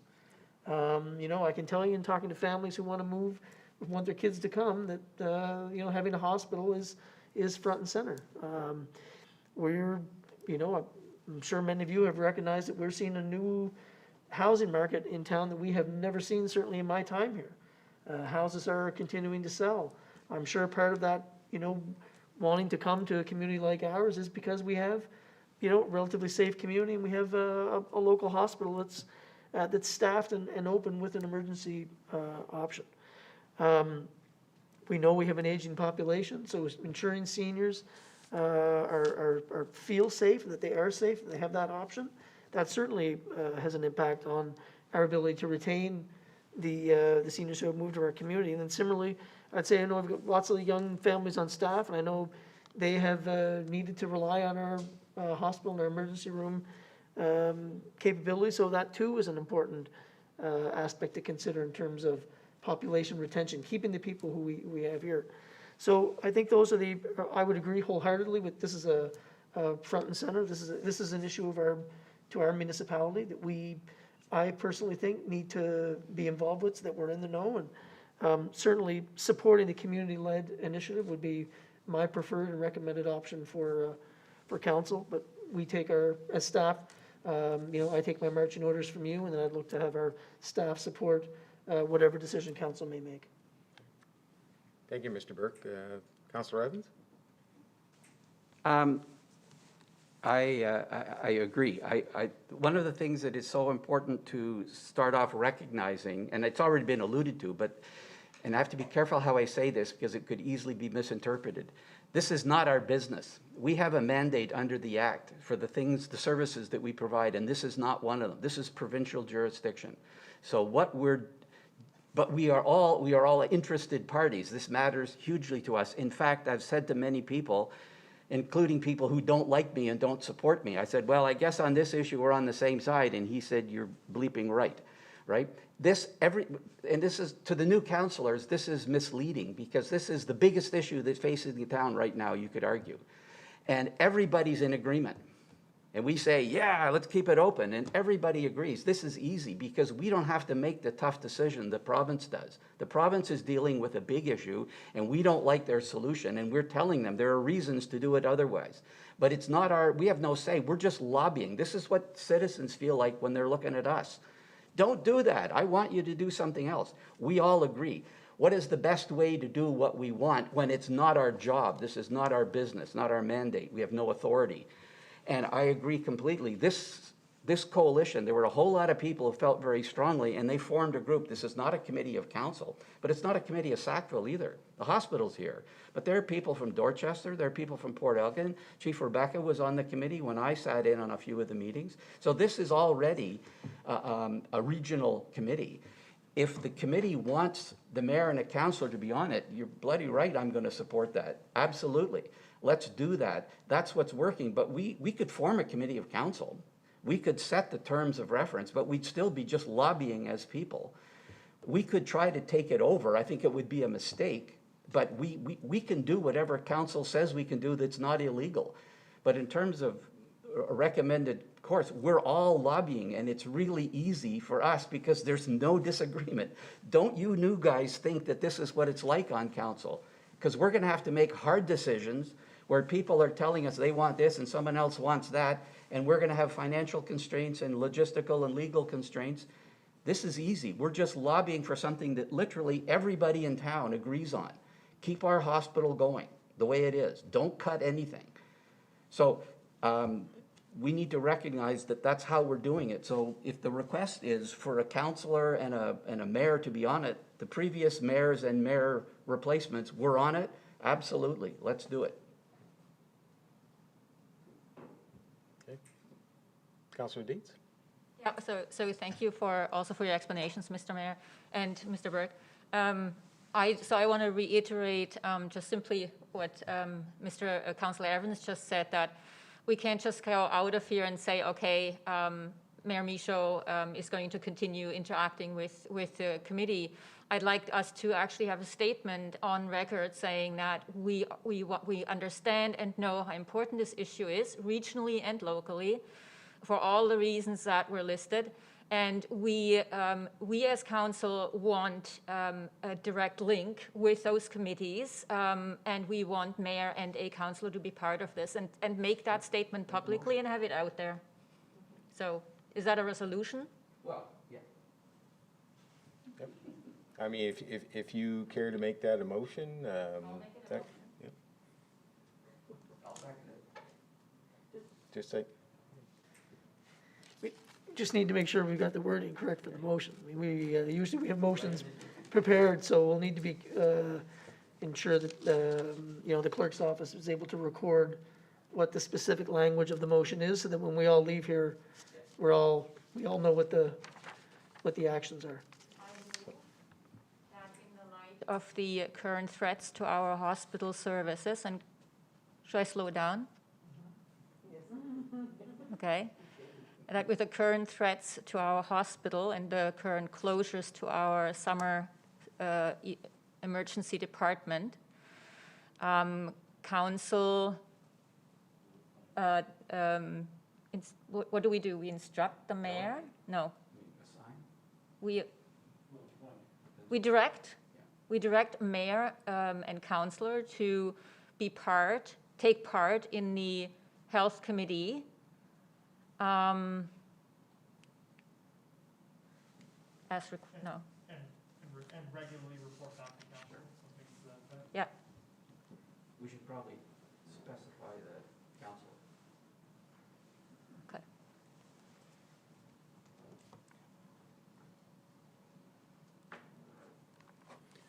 so I just want to clarify something in regards to this ad hoc committee.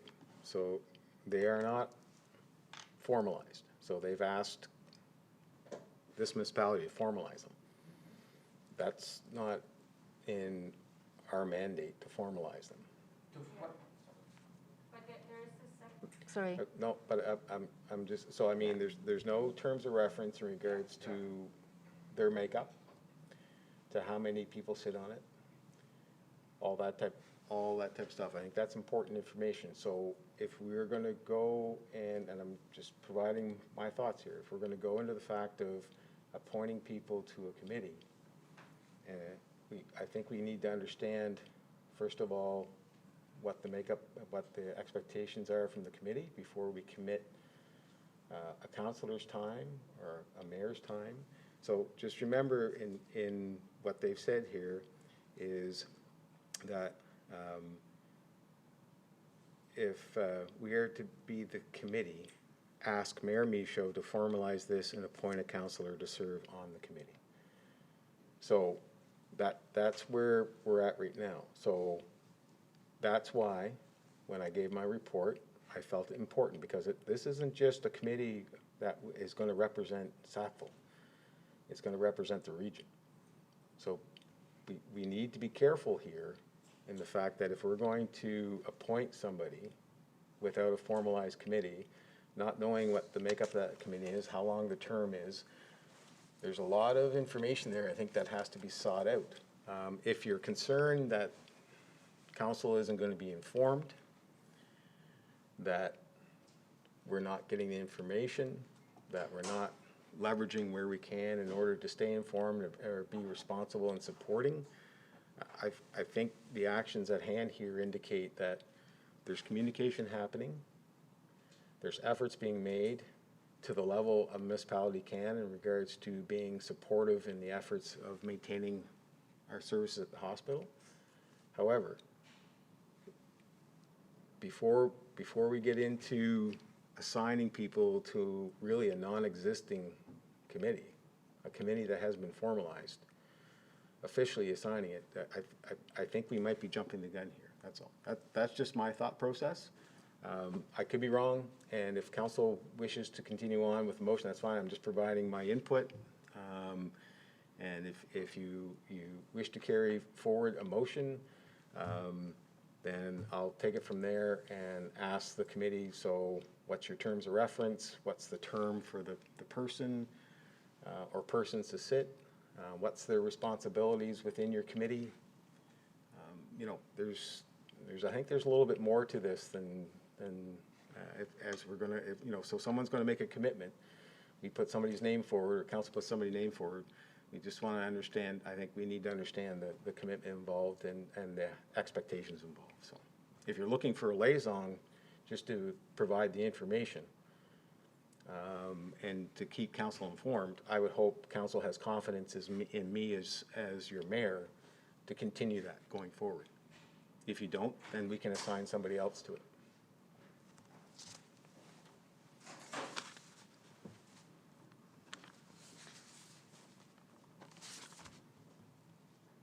So, Councillor Finney. I was just going to say, as a matter of fact, I think we should appoint the mayor and a councillor to the committee, even though it's not formalized. I don't think we need to wait. I think this is an urgency, and it's something that needs to be done now. As far as formalizing the committee later on, I'm sure they'll turn around and put some guidelines in place for themselves, whatever. But right now, we don't have time to sit around and wait until we formalize it, because of the fact that the province is continually turning around and doing whatever it is they're going to do in order to impact us. And I don't think we have time to wait. So I'm in favor of having, if the mayor doesn't think that he wants to sit down, that's fine. But at least we should appoint That's not what I said, Councillor Finney. Pardon? I didn't say I didn't want to Okay, sit I on it. apologize for that. Okay. I guess it's just that I'm getting the point, I'm getting the feeling that you just want to sit on it yourself and report back to us, when I think that actually we really should have a counselor on there along with yourself and turn around and bring back the information. But that's just my point of view. So. Council's prerogative. Councillor Butcher. Thank you. I agree with Councillor Finney. I think that we need to, as council, even though it's true, as Councillor Evans said, this is not part of our mandate, this is not our wheelhouse, and we are, in this respect, just citizens of this town like everyone else in regards to this, and it's a lobbying position. But I think as the council, we need to make sure that we are putting a strong presence forward as supporting this and working together. So perhaps we could put something into the motion at the end of it that says, you know, that we would appoint the mayor and a councillor to sit on the committee working towards ensuring that our hospital remains at full capacity or full services, with the understanding that the committee will formalize themselves in due course or as soon as possible or something like that, so that we're not sitting around and getting bogged down on the red tape that happens in government, but are moving forward because it's an emergency. We need to get on it.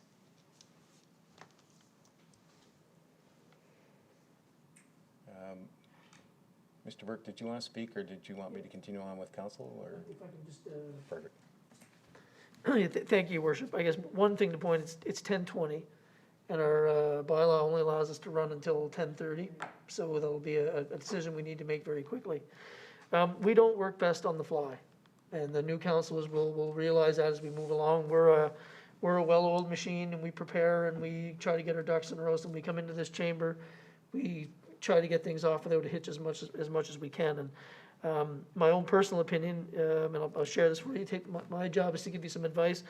I'm not sure 10:20 tonight is the best time to be trying to figure this out. We always have the ability to call a special council meeting, and if council deems this to be an emergency and we need to do that, we'll cobble a meeting together with the proper notice and give you an opportunity to do that and provide the necessary time to do it. I think it would be beneficial to kind of go back to the ask of what the group originally wanted, because I'm personally not 100% clear on what they actually asked of council. And I think before we pass a motion and we commit to something, I think it's absolutely crucial that everyone around the table understands that the implications of doing that. And then lastly, it's how do you choose a councillor? I know everybody along this table would probably want to be on the group. And I'm not sure 10, 20 on a Monday night's the best time for an election. So that would be my suggestion, would be, I think you've certainly shown the ad hoc group that there is overwhelming the support for their initiative, which has been underway. They're a well-oiled machine in terms that there is actions happening at the local level. And that, in my understanding from what His Worship has said tonight, is going to continue. But my suggestion would be to, the mayor can pass that along, that there is support from council at the present time for that group to continue doing the work they do. And then as His Worship has some subsequent meetings coming out of tonight, we can then regroup if need be and make a decision that everyone's comfortable with and fully understands. Thank you, Mr. Burke. Councillor Black? I just wanted to say one thing really quickly. When the last time that the crisis hit the hospital, when they were going to shut us down and we had protests and a lot of community engagement, which was amazing, there was a quickly thrown together committee that was set up that would eventually become the health, like this healthcare ad hoc healthcare committee in Sackville. It eventually would become that. But I remember Councillor Butcher, myself, Ron Aiken, John Hyam, Rebecca Knockwood, Megan Mitten, some doctors, current nurses, past health board authority members, all just sat down and just started talking about it. There was no formalization. There was nothing. It was a committee with a small c, but it didn't have any mandate. It just said, we need to get something done because this is a problem. And it started the process. Now, we did have we had Megan Mitten there, which of course helped things along because she had an in with the provincial government, so she could take steps to start doing things. But it at least got things started. And then from that, it eventually got to the point of formalization. So multiple council members were involved, the mayor and, well, three councillors and the mayor were all involved in it. And we just sat down and talked. And maybe this is the step to take. The formalization will happen later on. But if they want council to formalize it, that's fine. But maybe whoever wants to be involved, who is on council and the mayor, could just sit in and start talking. Because I think that probably needs to happen pretty quickly. And maybe there doesn't need to be a motion to do that. Maybe we just ask them if it's okay, if anybody who's interested wants to come and sit and be able to be involved in this process for the community, then that might be the best step. Anyway. Thank you. Councillor Sabine Dietz. So I just want to, my biggest point in all of this is our requirement to show some leadership and be part of leading where this is going. Whether this is through a motion or through us actively as council and mayor, actively participating in the process, that's fine. We don't, it's a bit late for a motion, but I would strongly encourage getting away from just sitting around the table. This is not a matter of sitting around the table. This is a matter of rolling our sleeves up and helping the process along, whether it's forming a formal committee, whether this health committee gets incorporated in a community task force as a working group. I don't know what the solution is, and it needs to grow. So I'm fine with withdrawing my motion, but I'd still like to have it on record that we do, and any councillor who really would like to should be part, and is encouraged to be part of discussions to formalize and to come up with solutions and the next steps, basically the next steps in making sure that we don't lose more from our hospital, because that's the next step for provincial government. So. I think it's really urgent, and we should continue our discussions. And if we have to formalize it sooner than later, then we need to do that, and we need to play a leadership role in this, not just a participating role. And that's really my point. Thank you, Councillor Dietz. Councillor Tower. Thank you, Your Worship. I definitely agree with Councillor Dietz. I think it is our job to show leadership. I think it's our job to get involved. We have the podium we can use to talk to either Higgs or anybody up there because, the operation and health of this town is still part of our mandate. And I think we have to find ways to make that work. This task force has developed quite well. They got some good minds working in there, and they've got plans they're working forward with. So I think if they're looking for us to be involved with them a bit more, we should. The mayor, I think, should always be involved with it, and at least one counselor should be in there. We don't want it to be just Sackville, and it's not just Sackville. The ones who are in that task force are not just Sackville people. But we got all the minds that are working from the medical side. The logistics is all being pulled together. So I think we have to take a stand and support this and move forward. We've got to take action. Whether that means we sit down in 2 nights' time to have a special council meeting to discuss it and just that, great, let's do it. Even bring in some members from that so we can sit and chat. But I think council has to step up and show some leadership and be strong, Stephen. And that's not necessarily to berate the government, but to bring them to the table and say, come on, let's discuss what we've actually done here. Let's talk about the actions that have happened that got you here. And then let's work forward. You know, the bottom line is we need more control here locally. And so we have to find a way to take action to the government to wake up, talk to us, and work with us. And that way we get back to what Higgs wanted, was a collaboration with all the municipalities to make this healthcare work. So I think we have to step up and make a statement. Thank you, Councillor Tower. I guess the thing is that the municipality has been playing a role in ensuring that the information from this ad hoc committee is being shared. And that information is out there. And I think that's been a role, you know, that's been forthcoming. The thing is that I think we're again getting beyond the fact of we want to be supportive, and I think we all understand that. We want to show that we want to be leaders in this. That is perfect. The thing is that we do have people who have been entrenched in this since 2020 that have been doing the work beyond the first group that sat down. People are well connected within the communities and that have been doing a lot of legwork. And ultimately, I think it's our responsibility to say, okay, you know, you've had some asks here, as Mr. Burke has said, you know, so let's get clarity on the fact of specifics around that. So you want us to formalize you, so how do you, you know, again, formalize it. You want, and then an official appointment of a counselor to it, etc. Right now, it's a fact-finding mission. You have these individuals that are doing their thing in order to stay on top of this and keep everybody informed. They have been more than forthcoming in bringing the information to myself, and the session that happened on Sunday, not only myself, but the Mayor of Dorchester and the Mayor of Port Elgin was invited as well. It was very last minute, so we couldn't be there. However, Point of order, it's 10:30. Okay. Motion to continue. Perfect. So do we have a motion to continue, or are we going to adjourn? I move we continue. Have a seconder?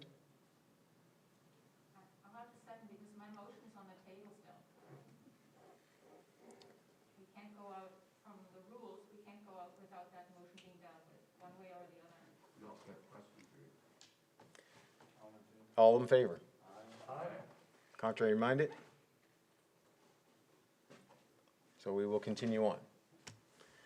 So I guess at this point in time, I have no issue with what council sees as what they feel their mandate is in regards to this. I've provided an explanation as to next steps formally from a member of this ad hoc group. They've put some things down in note form here as to what they feel they need from the municipality in order to move forward. They've made some requests around that.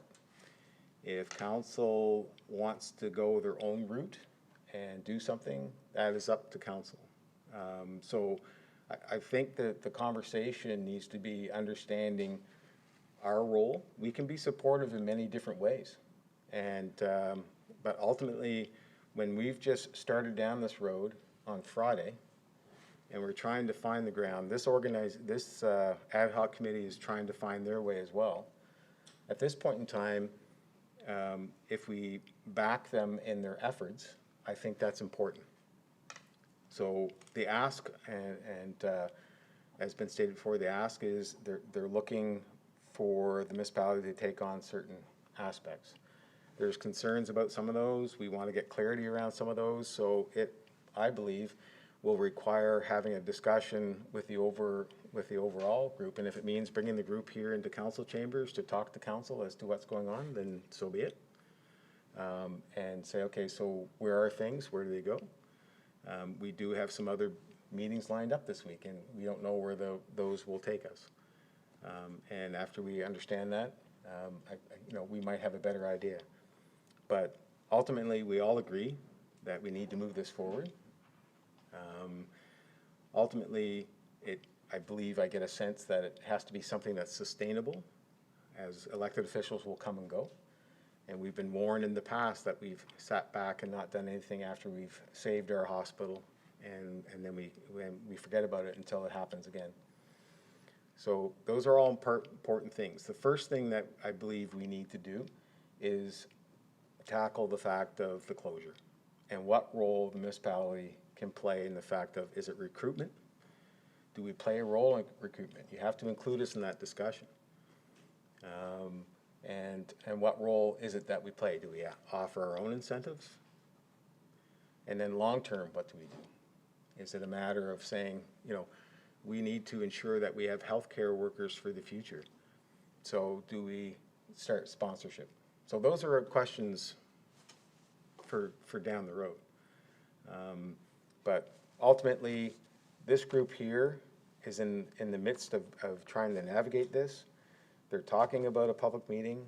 They're trying to put a plan in place first in regards to a strategy around what they want to come out of that public meeting.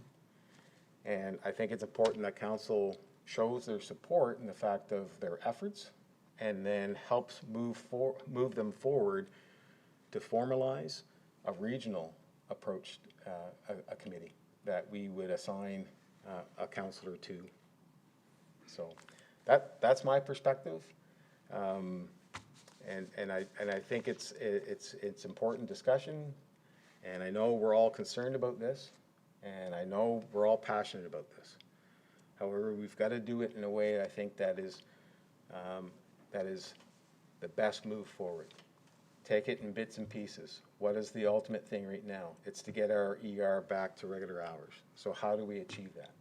We achieve that through having conversations with the people who are responsible for the staffing of that ER. What role does the municipality play after that in regards to helping with that staffing? That's my perspective on this. No one's saying that we're not being leaders. I think we're being leaders. And I think everybody stepping up and talking about this shows that they are concerned and that they're showing leadership.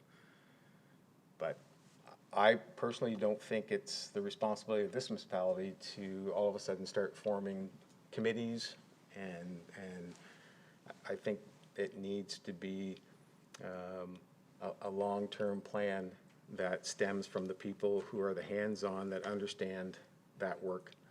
And when I see the list of names that are involved, there are key people in our community that have interactions, that have been interacting with healthcare in our community for many years. And I have every encouragement that they are steering in the right direction. And I would hate to see council somehow defer that somehow and change directions on it. So I think there was a motion on the floor, and then I think we need to take this away and think about it. I appreciate Mr. Burke's comments and suggestions. I think there's some good comments and suggestions there, and I really think council should digest this and understand maybe next moves, and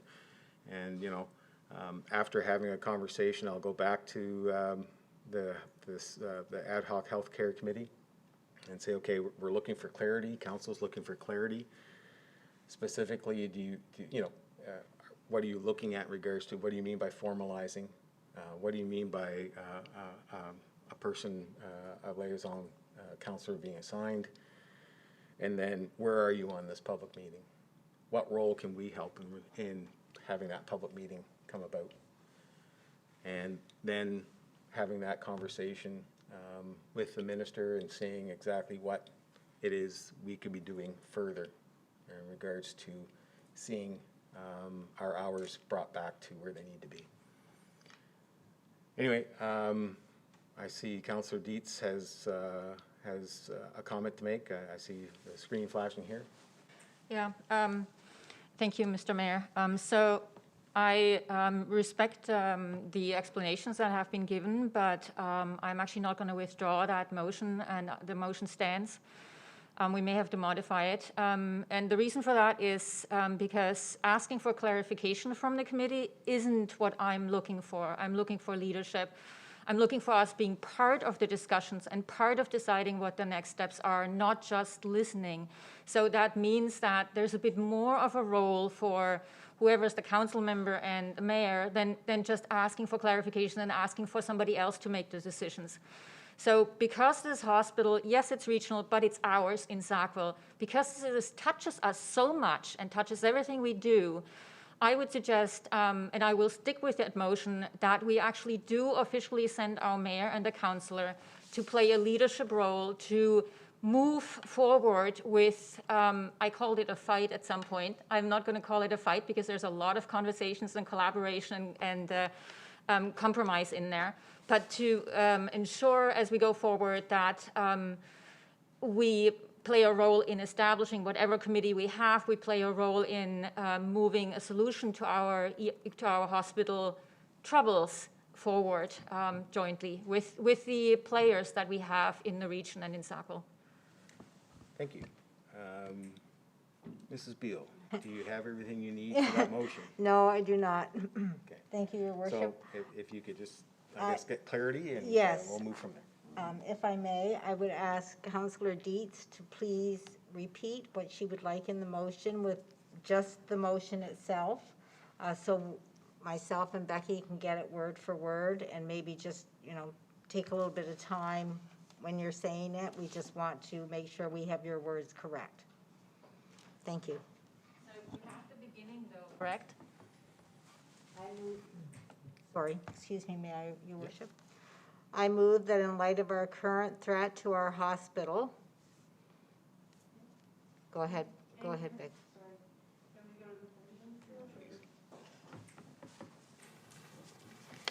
Thank you, Your Worship. So I have that in light of current threats to our hospital and current summer closure to the emergency room department, we direct Mayor and Council to take part in Health Committee and regularly report back to Council, working towards ensuring our hospital remains at full services, understanding the committee will formalize itself in due course.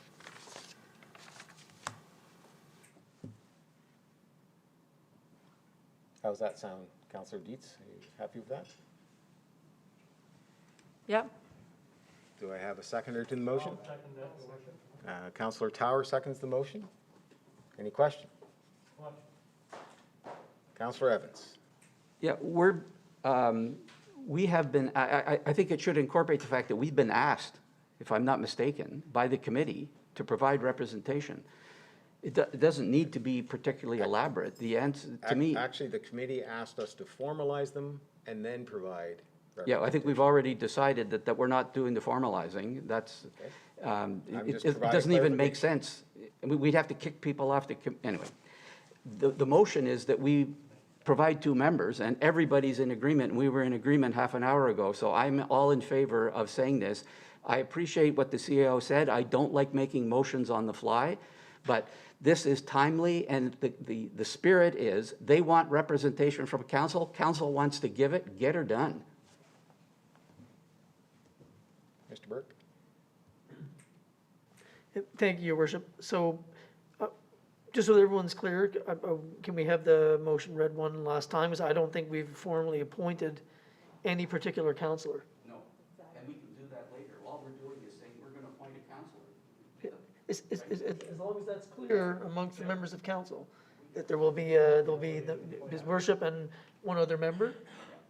So if anybody wants to hear the motion one last time before you vote, I would suggest you listen to it one more time to make sure it is what you want it to say. This is once the motion's passed, we implement. So there will be some staff assistance with the mayor and whoever that councillor are to fulfill your duties.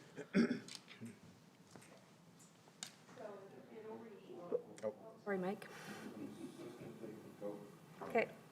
So it'll read, I move that in light of the current threats to our hospital and current summer closures to the emergency room department, we direct mayor and council to take part in the health committee and regularly report back to council, working towards ensuring our hospital remains at full services, understanding that the committee will formalize itself in due course.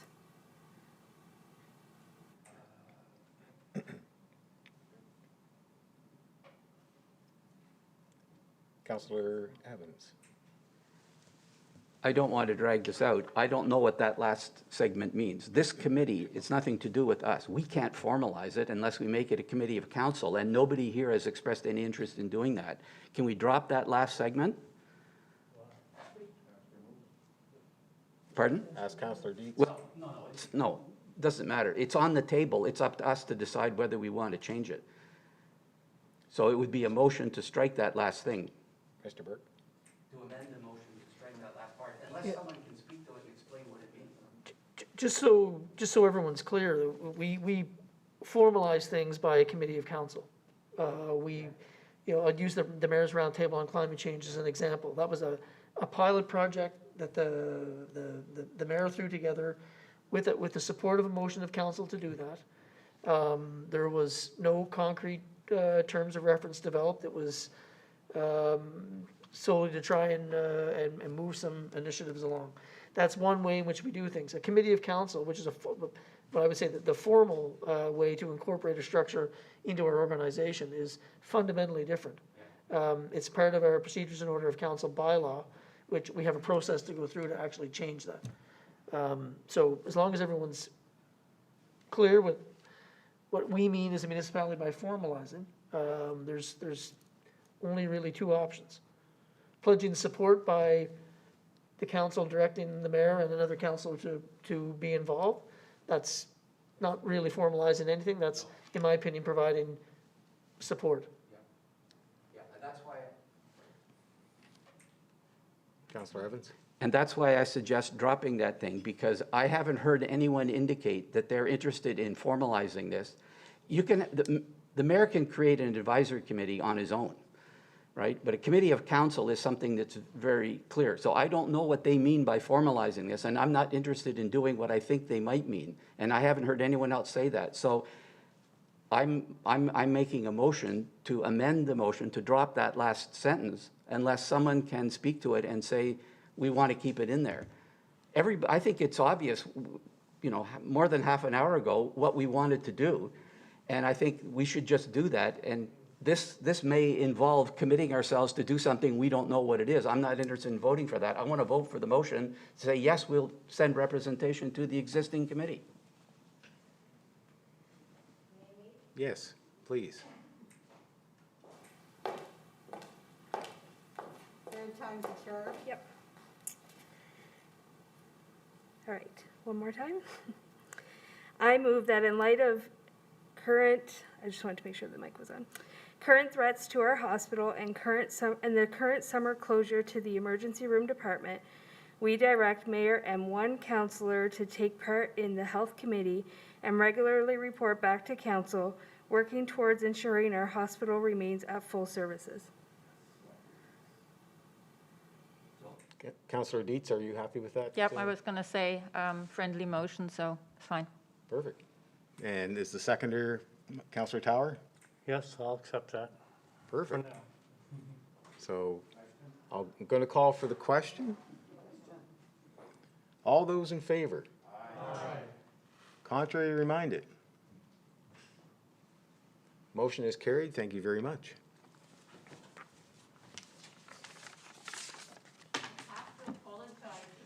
that this is our first meeting together and we're going past that time, so. That's okay. The chair is really enjoying this because first out of the gate and wow, but that's good. Discussion is good. So. That's okay. So I'm going to move us along to question period. And are there any questions from the public who are in attendance? We have a question.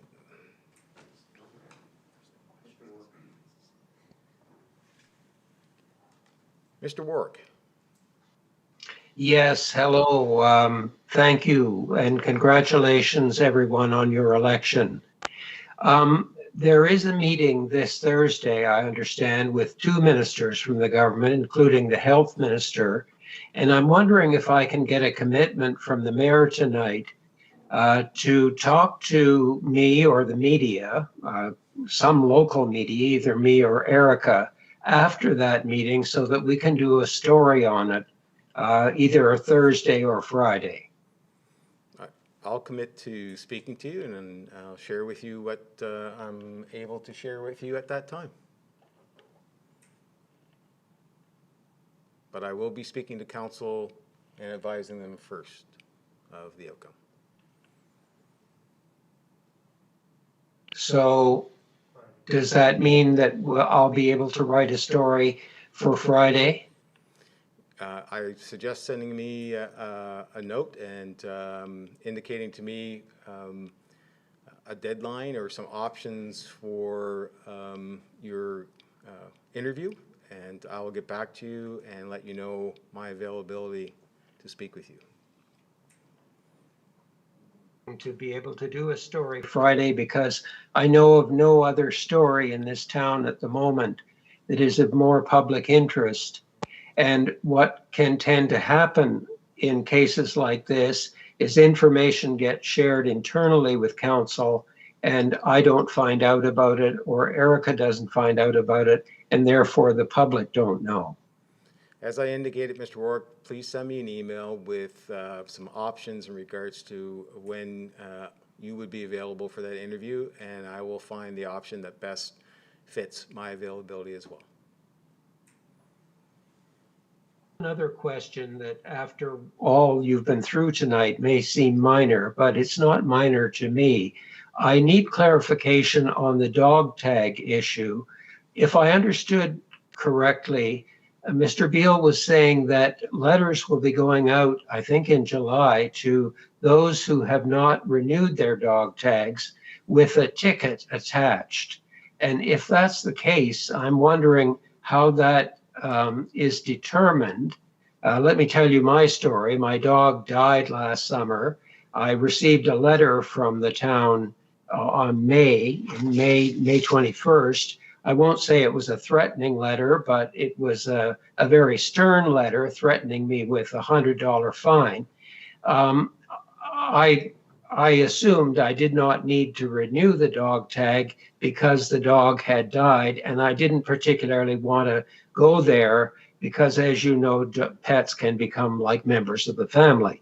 So I'm wondering now whether I'm about to receive a letter, and other people like me who have registered their dogs faithfully in the past and paid the fee, and now may receive a letter with a ticket attached.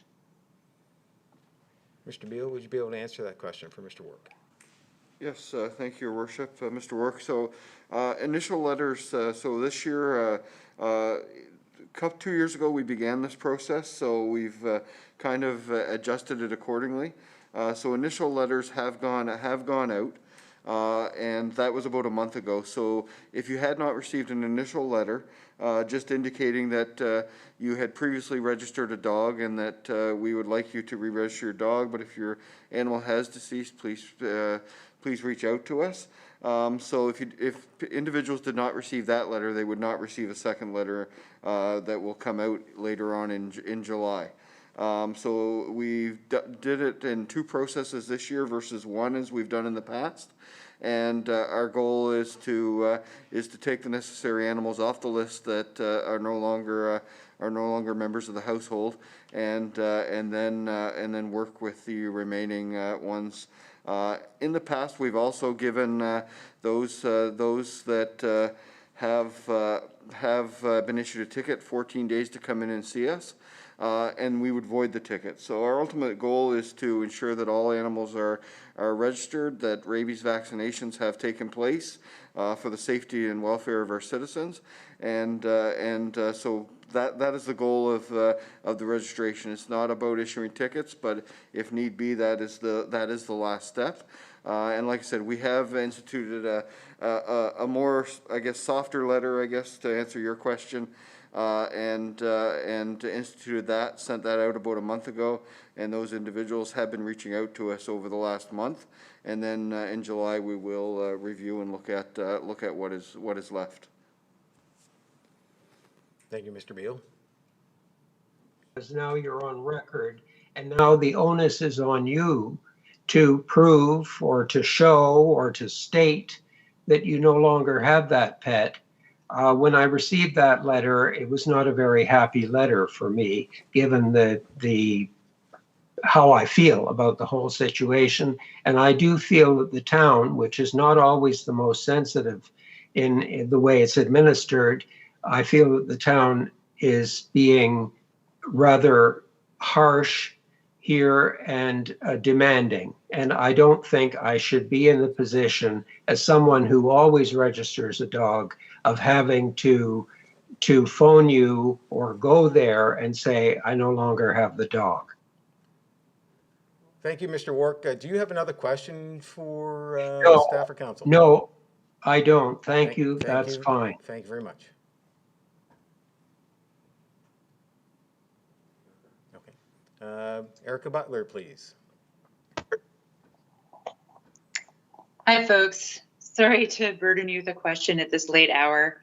I had a question about the climate change coordinator position. I know that was something that the Environmental Trust Fund just approved in mid-April, and now you've just received the contract, so it won't get approved by council till next month. I guess my question is that funding something that must be spent by March 31st?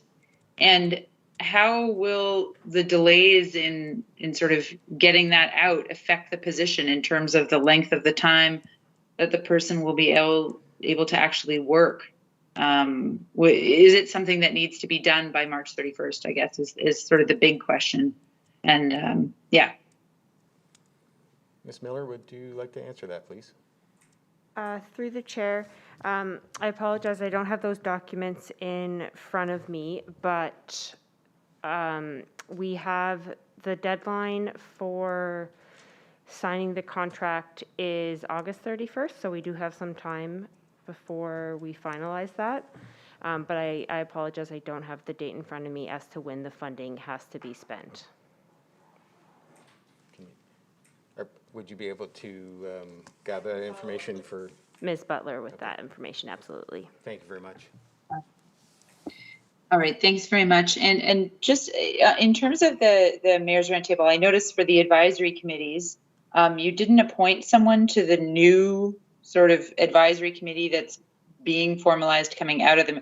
I'm guessing it's because you haven't actually formally approved that whatever new committee, however that new committee will work, that used to be the mayor's roundtable. Is that correct? Am I correct there? So we would have to go back to our procedural bylaw, and we would have to put in place the climate committee as a committee of council. And then once that's completed, then there'd be an appointment made liaison-wise based on the terms of reference in regards to councillors to that committee and other citizens.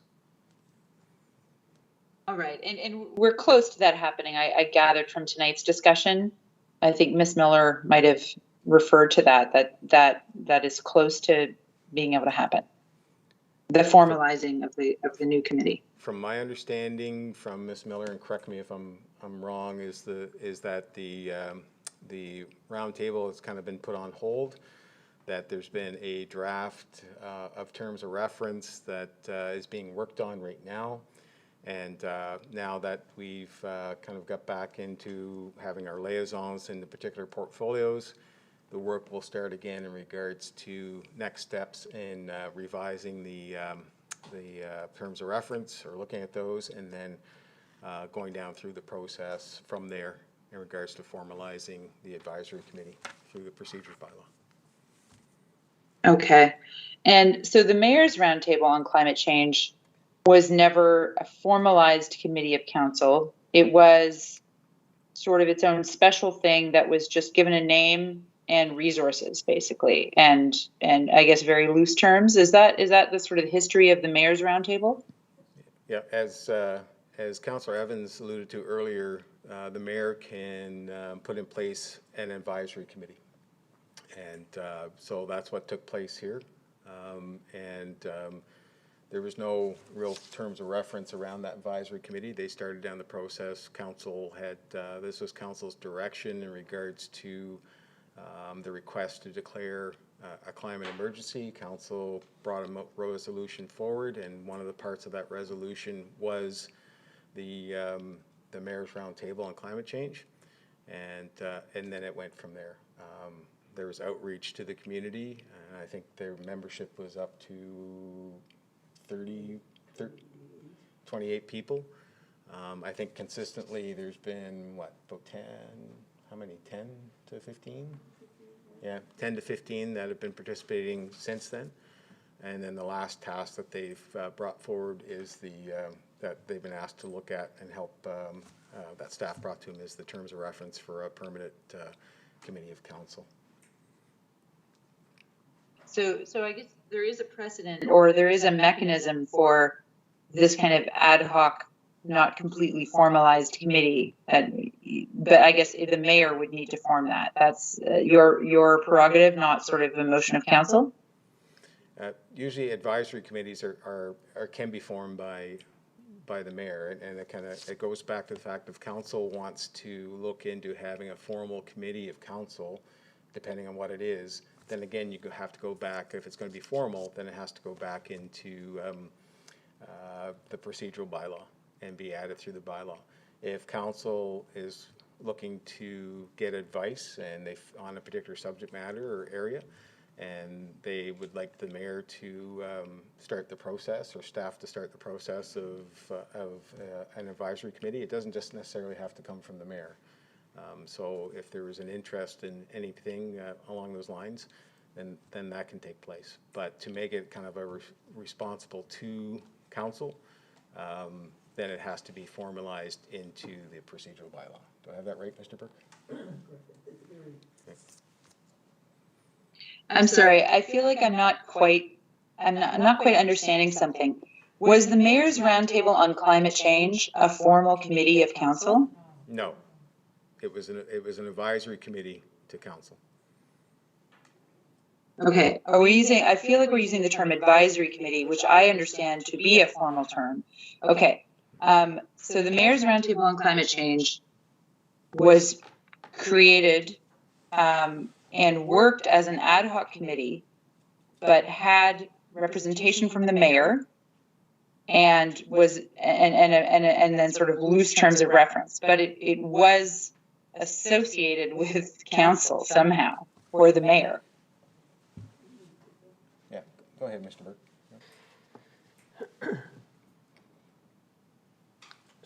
So hi, Erica, it's Jamie here. This is, forgive me if I get a bit of brain freeze here given the hour, but the Mayor's Roundtable on Climate Change was specifically created to respond to the climate strike events that were organized by our local schools. The idea, I guess, originated with the Corporate Affairs and Strategic Development Group on how to respond to those climate strikes. And then it was brought to council as a way to form some immediate action in response. Council chose to pass a motion, which then gave the mayor specific direction to establish the Mayor's Roundtable on Climate Change. It was not a committee of council. The report from Ms. Miller tonight made reference to that is the ultimate goal, is to embed the structure into our overall corporate identity. So typically what happens is if council wants to create an ad hoc group or some type of loosely structured group, it's usually done by, at the very least, a motion. And if not, if it's something more formal, it requires an amendment to our procedures and order of council bylaw, which lists our various committees. Okay. I think I get it. I guess my one question, I'm really sorry for the late hour. Has, I guess, a mayor or any councillors considered the formation of a mayor's roundtable on local healthcare or on healthcare reform, excuse me. I guess on local healthcare. I know in the past it hasn't come up, but it wasn't discussed by council in the past. That's where I think the initial component in regards to the initial closure announcement back in 2020, where there was an initiative taken on that was led by the MLA, by Mayor John Hyam, and other elected officials to form a group that would be responsible to kind of advance efforts to make sure that the hospital services at the ER didn't get shut down. But I don't recall anything coming through council back in the last few years. I'm not sure if there was anything that any staff recall or any other council members recall, but not that I'm aware of. Be considered this time.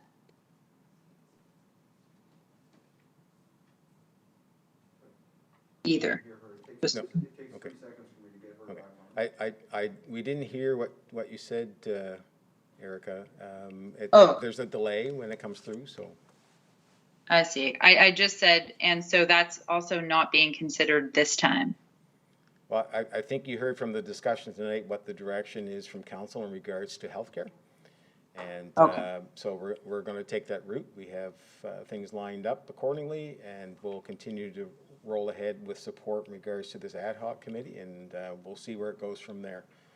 Council has provided the mayor with their direction and how they to respond back to the ad hoc committee. So to ensure that a mayor and a councillor participates, and that's what we'll ensure happens. Thank you much for your patience, everybody. Thank you. Any other questions? Okay, folks, I appreciate everybody's staying on like you have. Move to adjourn, please. Thank you, Councillor Towers, seconded by Councillor Finney. All those in favor? Aye. We are adjourned.